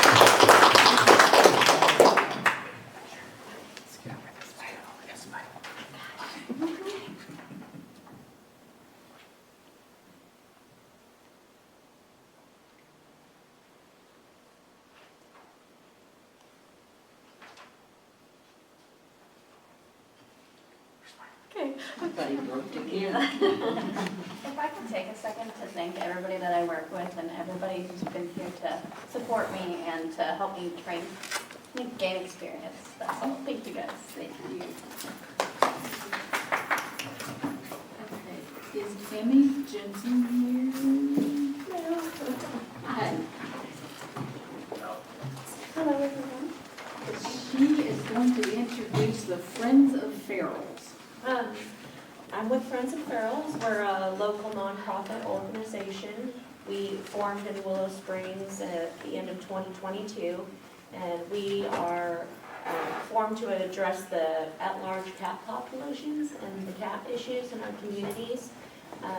How we do that is through trap, neuter, and return, and spay and neuter of the community cats in all of our communities. To date, we've fixed 613 cats within a 25-mile radius of Willow Springs, and of course have branched out into Mountain View now. We'd like to speak to the city about getting permission to trap on city property if those events come up. Most of the time we do trap on private property, but we've been made aware of a couple places that cats are residing on city property. And Any questions? Officer Swain can probably attest to the Veterans Park Yeah. problem with the cats. Yeah. It's And then the private property across the street on the Veterans Park. right. So the private property that you're addressing has received some citations for animal violations for basically feeding but not properly taking care of those animals. And then it's just causing a major issue in that section of town. And I understand that across the park where the children play, the cats have created problems. I'm And sure at one there time- is, there's quite a bit of there's always a problem when you have multiplying cats. It creates nuisance behaviors for neighbors, it becomes a health hazard, type things like that. So what we do in curbing that population is ensuring that they're not multiplying anymore, as well as we get them vaccinated or other medical care if necessary. For the most part, people are very happy to have us come in and trap and spay and neuter. This particular area, those residents do not want us to fix the cats. We do not charge, we don't charge anybody.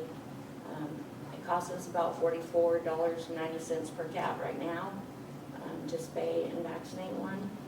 and all of our fuel and everything is packed here. So it's really about an improvement for the community, it improves the cats' lives, improves neighborhood relations. So in what we're proposing is Veterans Memorial Park. We would specific. specify there, like I said, there is another city location, but we haven't surveyed that area yet. When we do go to an area, we go door to door and give them door hangers and let them know what our plan is. We're not there to harm the cats. We want to find out if anybody maybe has cats that they own that are indoor and outdoor that aren't fixed, and we want to fix those as well. Most of the time, we don't have issues. We've been over 51 locations and 613 cats, and we've had 2 people ever that didn't want us to fix the cats. And I'm not sure what your ordinances are. I wasn't able to find those online, but I would, that would be helpful as About the well. harboring and feeding. Yeah, so it would fall underneath the animal neglect. If they, I mean, they're supposed to, animals like that are supposed to remain under control at all times. If they're outside of control, it can fall into animal abuse and neglect. And so if you have an outdoor cat that's just running around, you can't, that's outside the confines of the ordinance, so you'd be in violation. How many pets are you allowed to have? Well, I mean, we have a animal limit in town, so you couldn't exceed that animal limit, so. Do you know what that limit is? I believe it's 4, Adrian? 3. 3. Is that defined by species, or is that? Animal period, Animal period. cap of 3.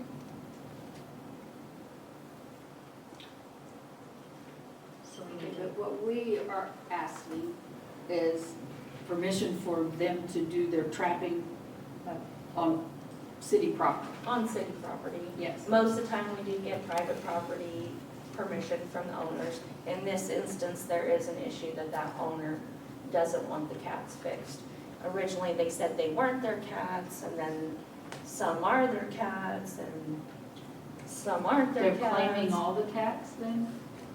Because I haven't had, there was a police report, they did contact the police, they spoke with the police when we were trapping on a different private property across kind of kitty corner from where they are. So what happens if you trap a cat in the park that belongs to somebody?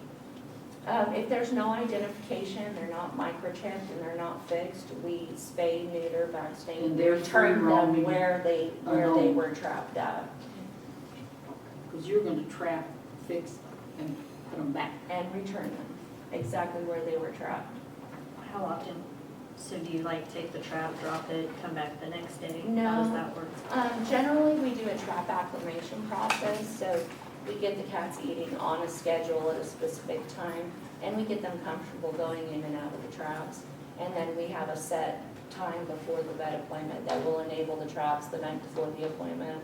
Trap them, cover them, keep them over in our temperature-controlled facility, take them to the vets, we keep them overnight. Sometimes we'll hold them for an additional day, specifically females, and apply different additional payments, and then we return them.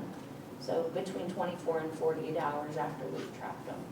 Okay, what if they exceed the amount that they're allowed to have in the city limits? That is, Where do they go? that wouldn't be That's- something that we would address. Of course, that would have to go to your municipal officer, whether it's AC or police department. Well, what I'm asking is if the person came to you already and said, oh, that's my cat, oh, no, it's not my cat, but yet you caught 5 cats on the city park, and they claim all 5 of them is theirs, do they get turned back out once you fix them? I mean, Or is we, that where that the doesn't, we city return steps them in? where they're trapped. Generally, these cats don't have owners. Like I said, they're generally community cats, and people, there's kind of a fine line. They feed these cats, but they can't touch them, they can't catch them. Nobody really owns them. And a lot of times, there's a lot of dumped animals in our area, specifically cats. People move, they leave them behind, they get out, and they don't see them again. One cat and her kittens can create 120 cats in a year. They have a high morbidity rate, So it's really important, the most important thing we can do for our communities, the cats, our rescues, the health of everybody is to spay these cats. You might wanna go over at the apartments on James Street down at the end. Ones that's abandoned, that one abandoned, there's quite a few strays right through there. It would shock you, if you rode around on an overnight shift, it would shock you how many Yes, cats are and in the the street. cats. I would say 6,000-7,000 easily. Thousands, yes. We estimate go just take a ride. on national statistics, they say there's at least one cat or 2.5 cats per household. In Mountain View, I believe there's around 1,700 households. I can count 18 in my front And- yard in about 20 minutes. Right. They're prolific and that's, There's 6 in one bedroom. Do you guys, have you guys been on First Street here in Mountain View? we've been, I'm not sure, what is the cross street from, I think we, First Street, yes, we have. Okay, the Yeah. one by the abandoned building? Yep, There's a yep, lot there. Any Yes, dumpster we that's at a 17. restaurant, you'll find 20 we T and R there. about 5 seconds, yeah, in the alley. I mean, out here in the Yeah. alley, they were. Any restaurant dumpster, you're gonna find them there. So, well, anywhere you go, there's definitely cat problems, and like I said, the most humane and responsible thing we can do is ensure that they're spayed and neutered.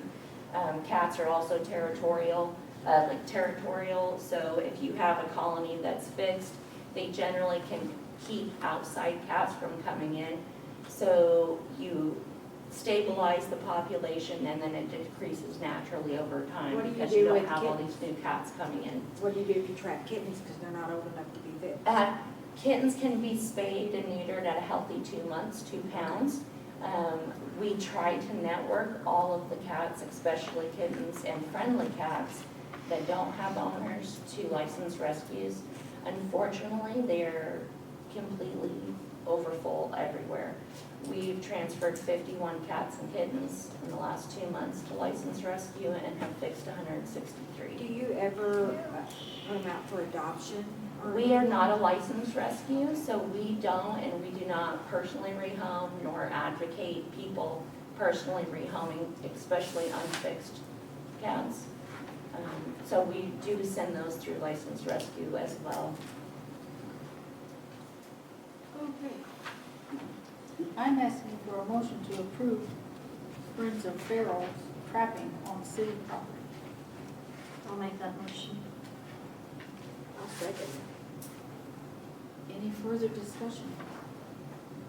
All in favor, please say aye. Aye. Aye. Aye. Thank you, Amy, very much.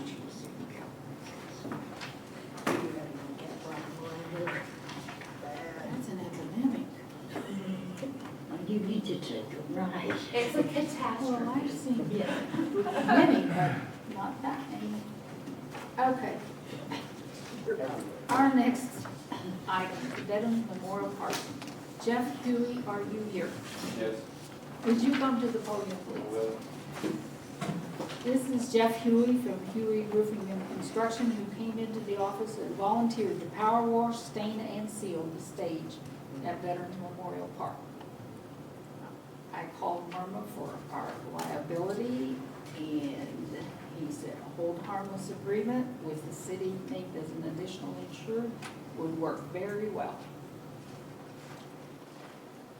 So, if you would like to address the council, tell them what you would like to do. Okay, so I think the Veterans Memorial Park is a key feature to the city of Mountain View. It's where a lot of people meet at, family gatherings, community gatherings, and building that, it's kind of going downhill, and I think it could use a power wash, stain, and seal on it. I'd be willing to volunteer to do that. The Pine Street, you're the one fixing that building Yeah. up? It looks awesome. Thank you. You're doing good. Are you a member of the service? Have you been in the service? Okay. You have it, and you're wanting to do this for our veteran. Yeah. I think that's amazing. That is very amazing. Thank you very much. Yes. They deserve all the honor they can get. You just go in front of the building. And for a young gentleman to volunteer, I think it's awesome. you're amazing. Thank you. Yes. Okay. So I ask for your approval to accept this great offer. I'll make that motion. I'll second. Any discussion? All in favor say aye. Aye. Aye. If you would come and read this whole harmless agreement and sign it. I got your, I got your email with your insurance. When would you like to do this? It'd probably be around July first. Around July 1st? I know the music in the park is every Saturday, so you would need to work around Yeah, we'll do them. Okay. You wanna have to try to have it done by the 4th, is that what you're aiming Yeah, for? it'd probably take 2 days. Do you need a pen? And I can Thank make you a very much. more of it. It's Could you please make sure he's front page? In big bold letters, and a big thank you.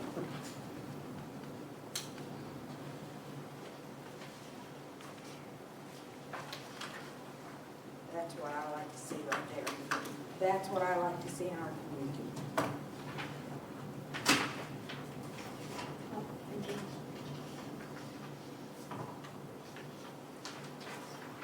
Thank you very much. Thank you. And I will. Thank you, guys. Thank you.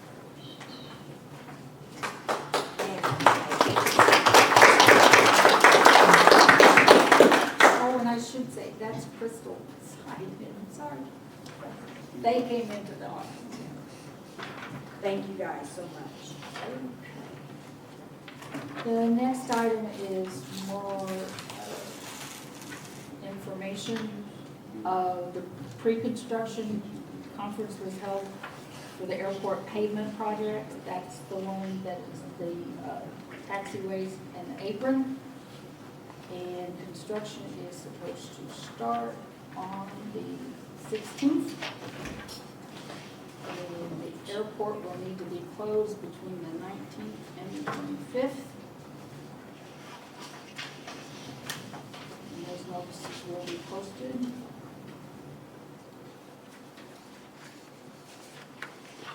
And that brought up the subject of the parking at the airport. The construction companies will be having their staging area at the same place all those trucks are parked. They hope to be able to have enough room. But we got to looking and I asked Chief Perkins if we had any city code about those trucks parking in the airport. Because we had had a complaint that a person was not able to turn around without cutting their tires on a pothole and without getting on the, where they weren't supposed to be driving. Was it a truck that had problems turning around or an airplane? The truck. And he told me it's been talked about at council meetings, but he's not aware of any ordinance, and that the city allows them to park there. So that's why it flooded and knocked that asphalt down. Yeah, and I understand that was to be addressed, I hope it was done. I think they just filled it up with gravel. Yeah, that was created about, there was a problem, I don't know, it's been a lot of years, a long time ago, they created that parking for the trucks down there on purpose. Was it on purpose? Or Yeah, Yes.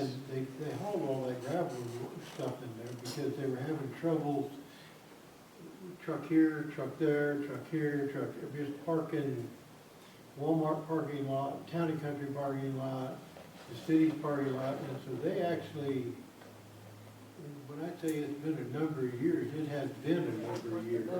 I know we have an ordinance about the certain streets that they should, that the semis are allowed on.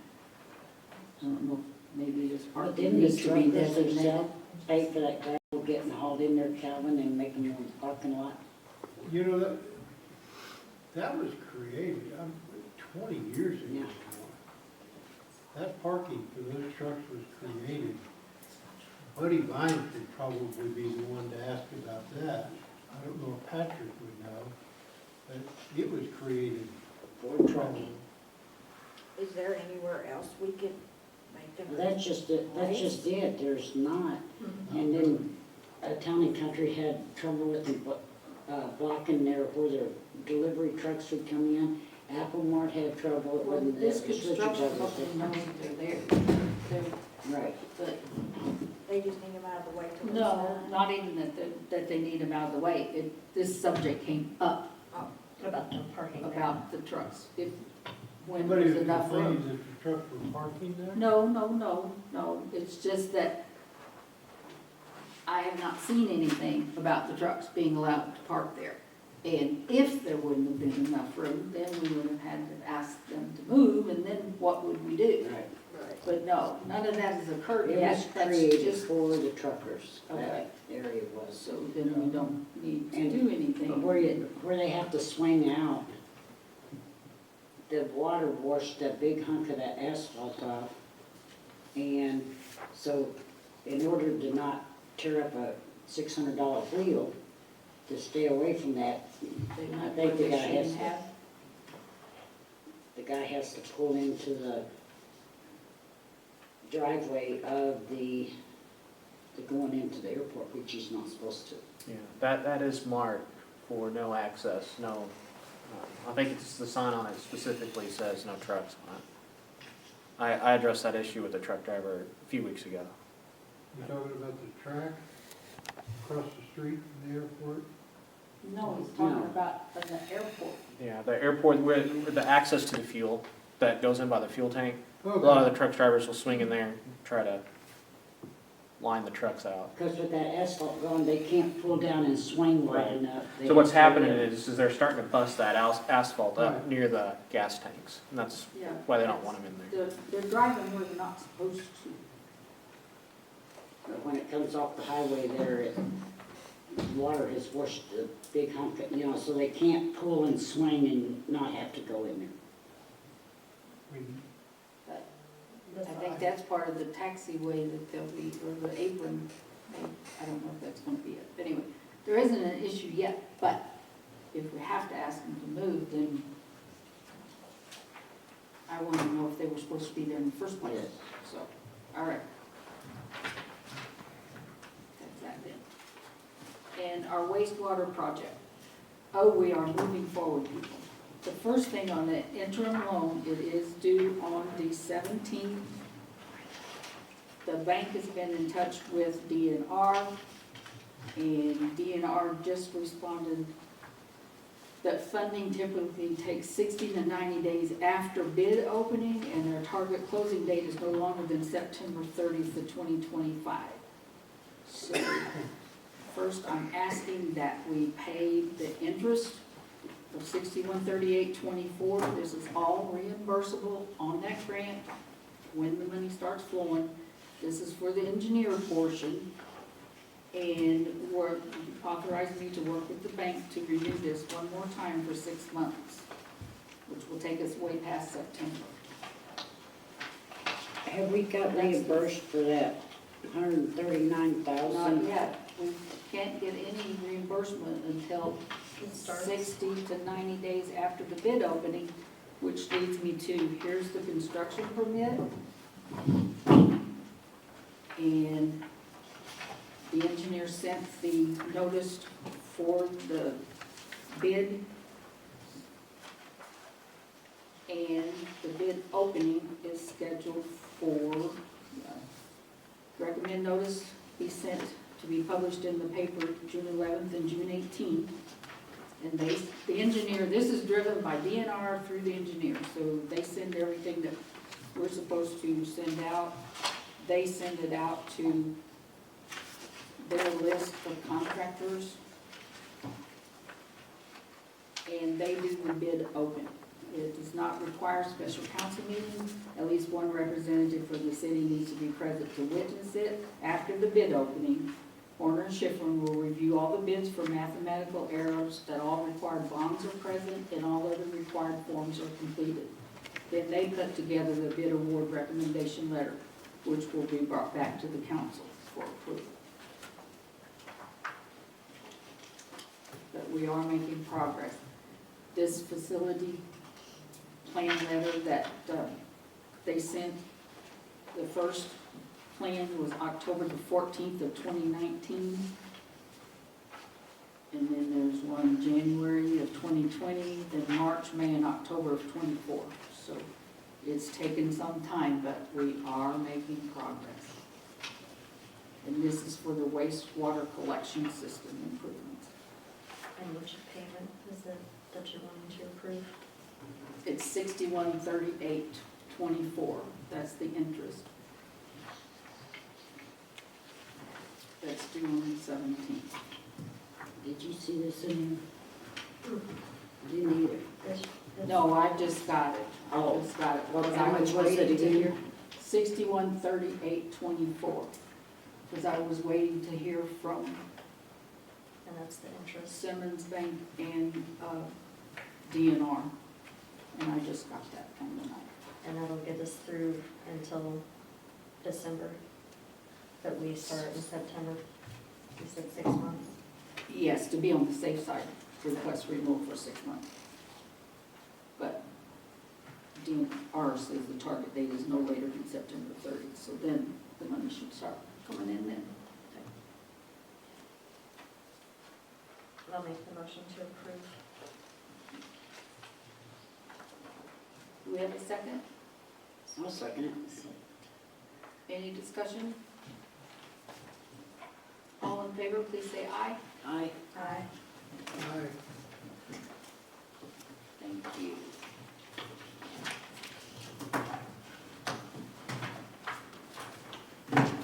Okay, the next three are the ordinance for the bill to amend chapter 21. And the first one, that's the whole ordinance.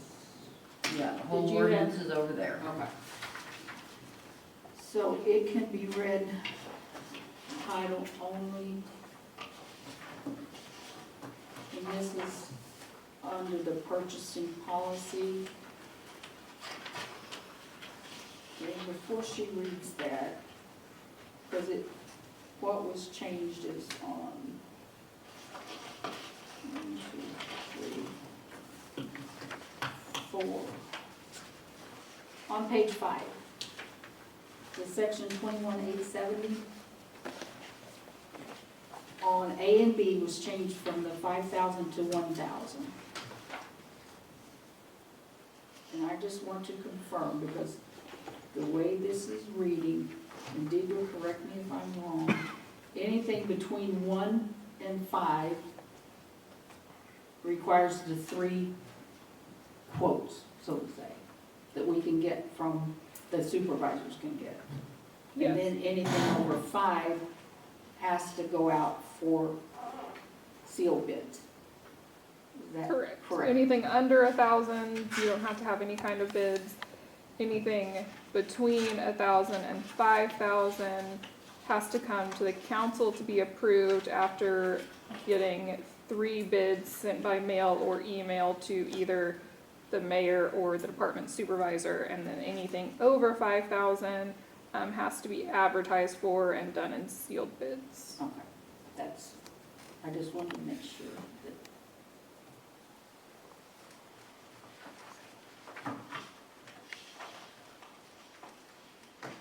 And that was the only change on that, was those 2.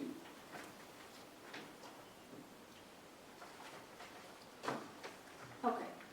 Bill number 1434, an ordinance amending the city code of ordinances for the city of Mountain View. Is that all you need me to read or keep going? Oh, that's the title. That's all. Yeah, it doesn't really have a Okay. proper title. So that's the first reading. Do I have a motion to approve the first reading? I'll make that motion. Is there a second?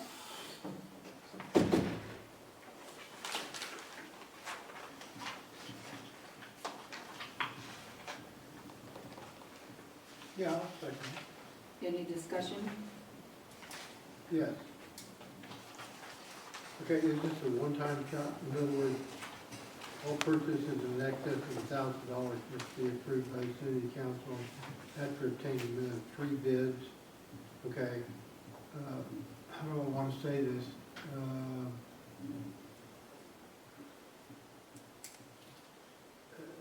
It'd be There was no, just like that Williams fence that we got those 2 bids, right, or 3. but see, that was between 1 and 5. Right. So it was over 1,000, but less than 5, so we didn't advertise it for sealed bids. So anything over 5,000, and that's not changed, the 5,000 hasn't changed. I guess what I would be asking is like, okay, sanitation department needs 25 tires for the year. Is that what, that's kind of what I'm thinking on that line. So if they In need other words- 25 tires per year, 25 tires are gonna cost more than $5,000. Yeah, but what I would, yeah, that's what I'm kind of getting at is, but if they only need 2 right now, or, like a backhoe. Are you talking about the same project? The It would same be the project, but it's basically the same deal, are we gonna, require bids on everything there? Like if we're gonna get 500 gallons of hydraulic fluid, let's say, or, Well, the one thing that I'm a little concerned about is, of course, that the tipping fee is really a contracted rate, that's 63 cents. But like the purchase for that Negro oil, the purchase for the airport fuel, we don't bid that out. And it's We more than might. $5,000. So we purchase from one place. Yeah. That's it. So, but back to your question, if the supervisor says in March that he needs 4 tires, and then down in August, he needs 20 tires, I mean, that's, that's what I'm asking. so with the 4 tires, he could get 3 quotes. For the 20 tires, we're gonna have to advertise for bid. I'm saying that right on it, yeah. Okay. I So mean, purchase what I was under looking at 1,000. was like a year's worth of purchase on one, Well, a year's worth, if we're going to purchase it, make it as one purchase, then we'd have to go out for bid if it's over $5,000. If it's only like tires and they can buy, 1 tire a month and keep it under $1,000, they can just buy it. If they need all 4 tires right now and it's gonna put it over $1,000, they're gonna have to bid it out in some form, the way that this is written right now. But between 1 and 5, they don't have to be advertised and sealed. Right. So they could go to the person they wanted to buy from and get a bid and then pull another couple off the internet, and that would be fine, but they would have to do that. That's, and that's what was done with the Williams fence. That's a good example. Okay, any further discussion? All in favor of the first reading, say aye. Aye. Aye. Okay, now we have a second. Second reading, bill number 1434, an ordinance amending the city code of ordinances for the city of Mountain View. Do I have a motion to approve the second reading? Yeah, I'll make that motion. Is there a second? Any further discussion?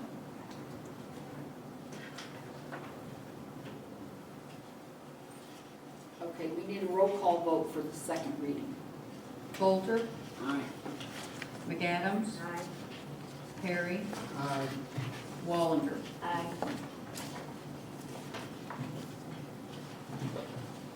Do you have that ordinance number that's gonna be?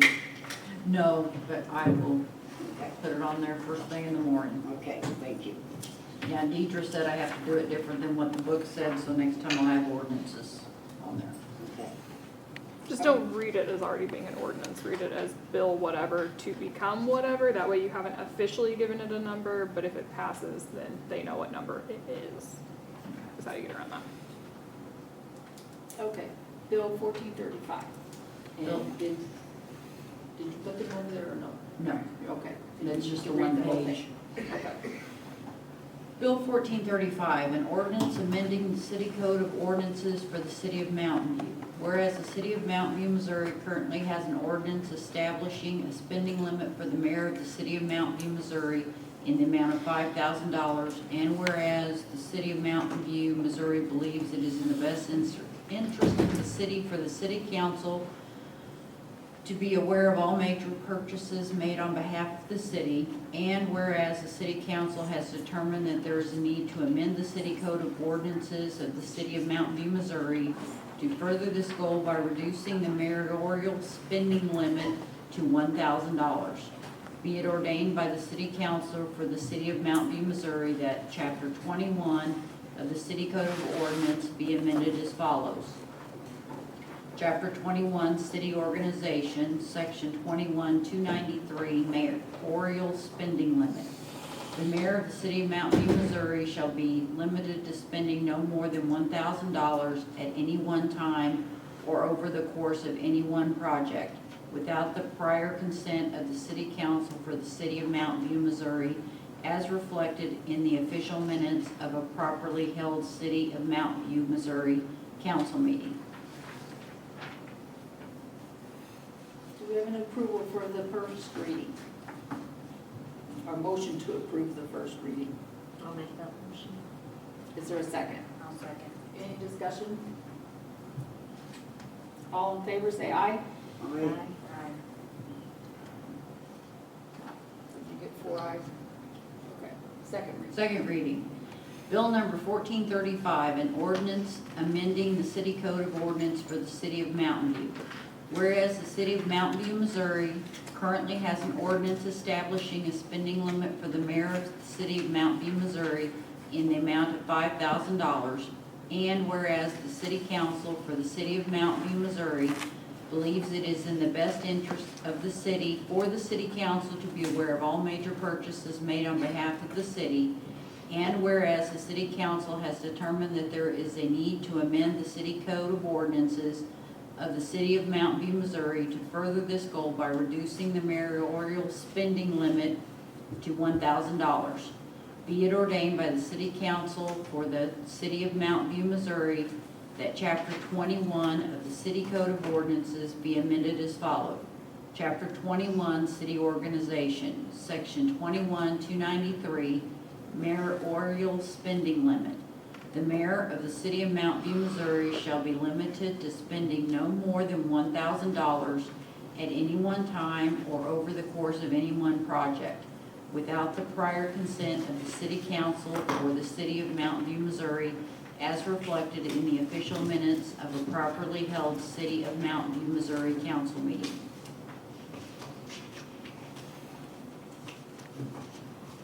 Do we have a motion to approve the second reading?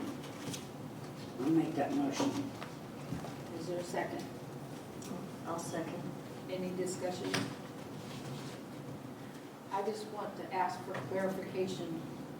Anything that's contracted will go out. I mean, this is talking about spending, so that's something that's purchased. But those bills that are already under contract, Right. those need to be paid out as, that really doesn't have anything to do with this purchasing, but you know what I'm getting at. Anything that's contracted that is put in at a certain date, because we have worked so hard to get those things Right. paid on time. So this is definitely spending. Okay. Roll call vote, please. Poulter, I, McAdams, Aye. Perry, I, Wallander. Aye. Okay. Now, Bill 1436.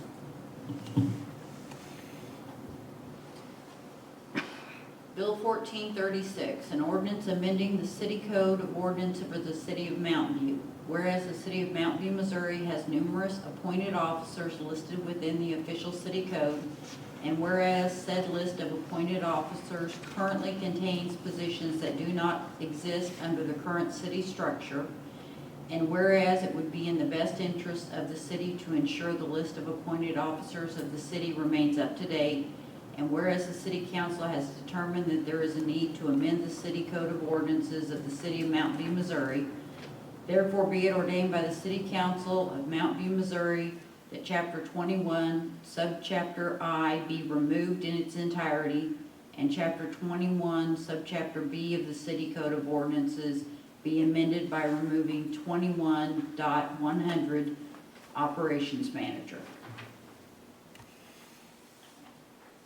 Do you have a motion to approve the first reading? I'll make that motion. Is there a second? I'll second. Any discussion? All in favor say aye. Aye. Aye. Okay, second reading. Second reading. Bill number 1436, an ordinance amending the city code of ordinances for the city of Mountain View. Whereas the city of Mountain View, Missouri has numerous appointed officers listed within the city code, whereas said list of appointed officers currently contains positions that do not exist under the current city structure, and whereas it would be in the best interest of the city to ensure the list of appointed officers of the city remains up to date, and whereas the city council has determined that there is a need to amend the city code of ordinances of the city of Mountain View, Missouri, therefore be it ordained by the city council of the city of Mountain View, Missouri, that chapter 21, subchapter I be removed in its entirety, and chapter 21, subchapter B of the city code of ordinances be amended by removing 21.100 operations manager. Is there a motion to approve the second reading? I'll make that motion. Is there a second? I'll second. We need any discussion? Roll call vote for the second reading. Coulter, Aye. McAdams, Aye. Perry, Aye. and Wallander. Aye. Okay.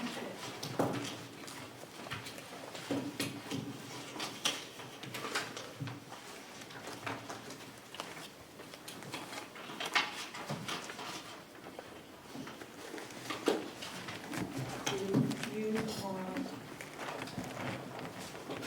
to close Yes. session? I'll make a motion to go into closed session. Motion to go into closed session, is there a second? I'll second that. Any discussion?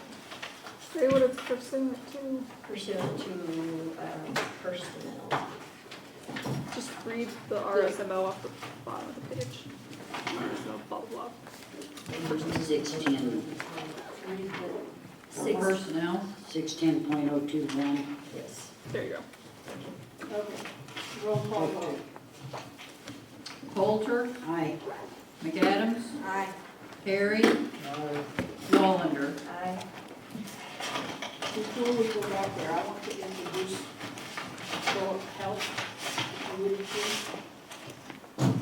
This is Philip Help. I just want all of you to meet him. Thank you. We shall return.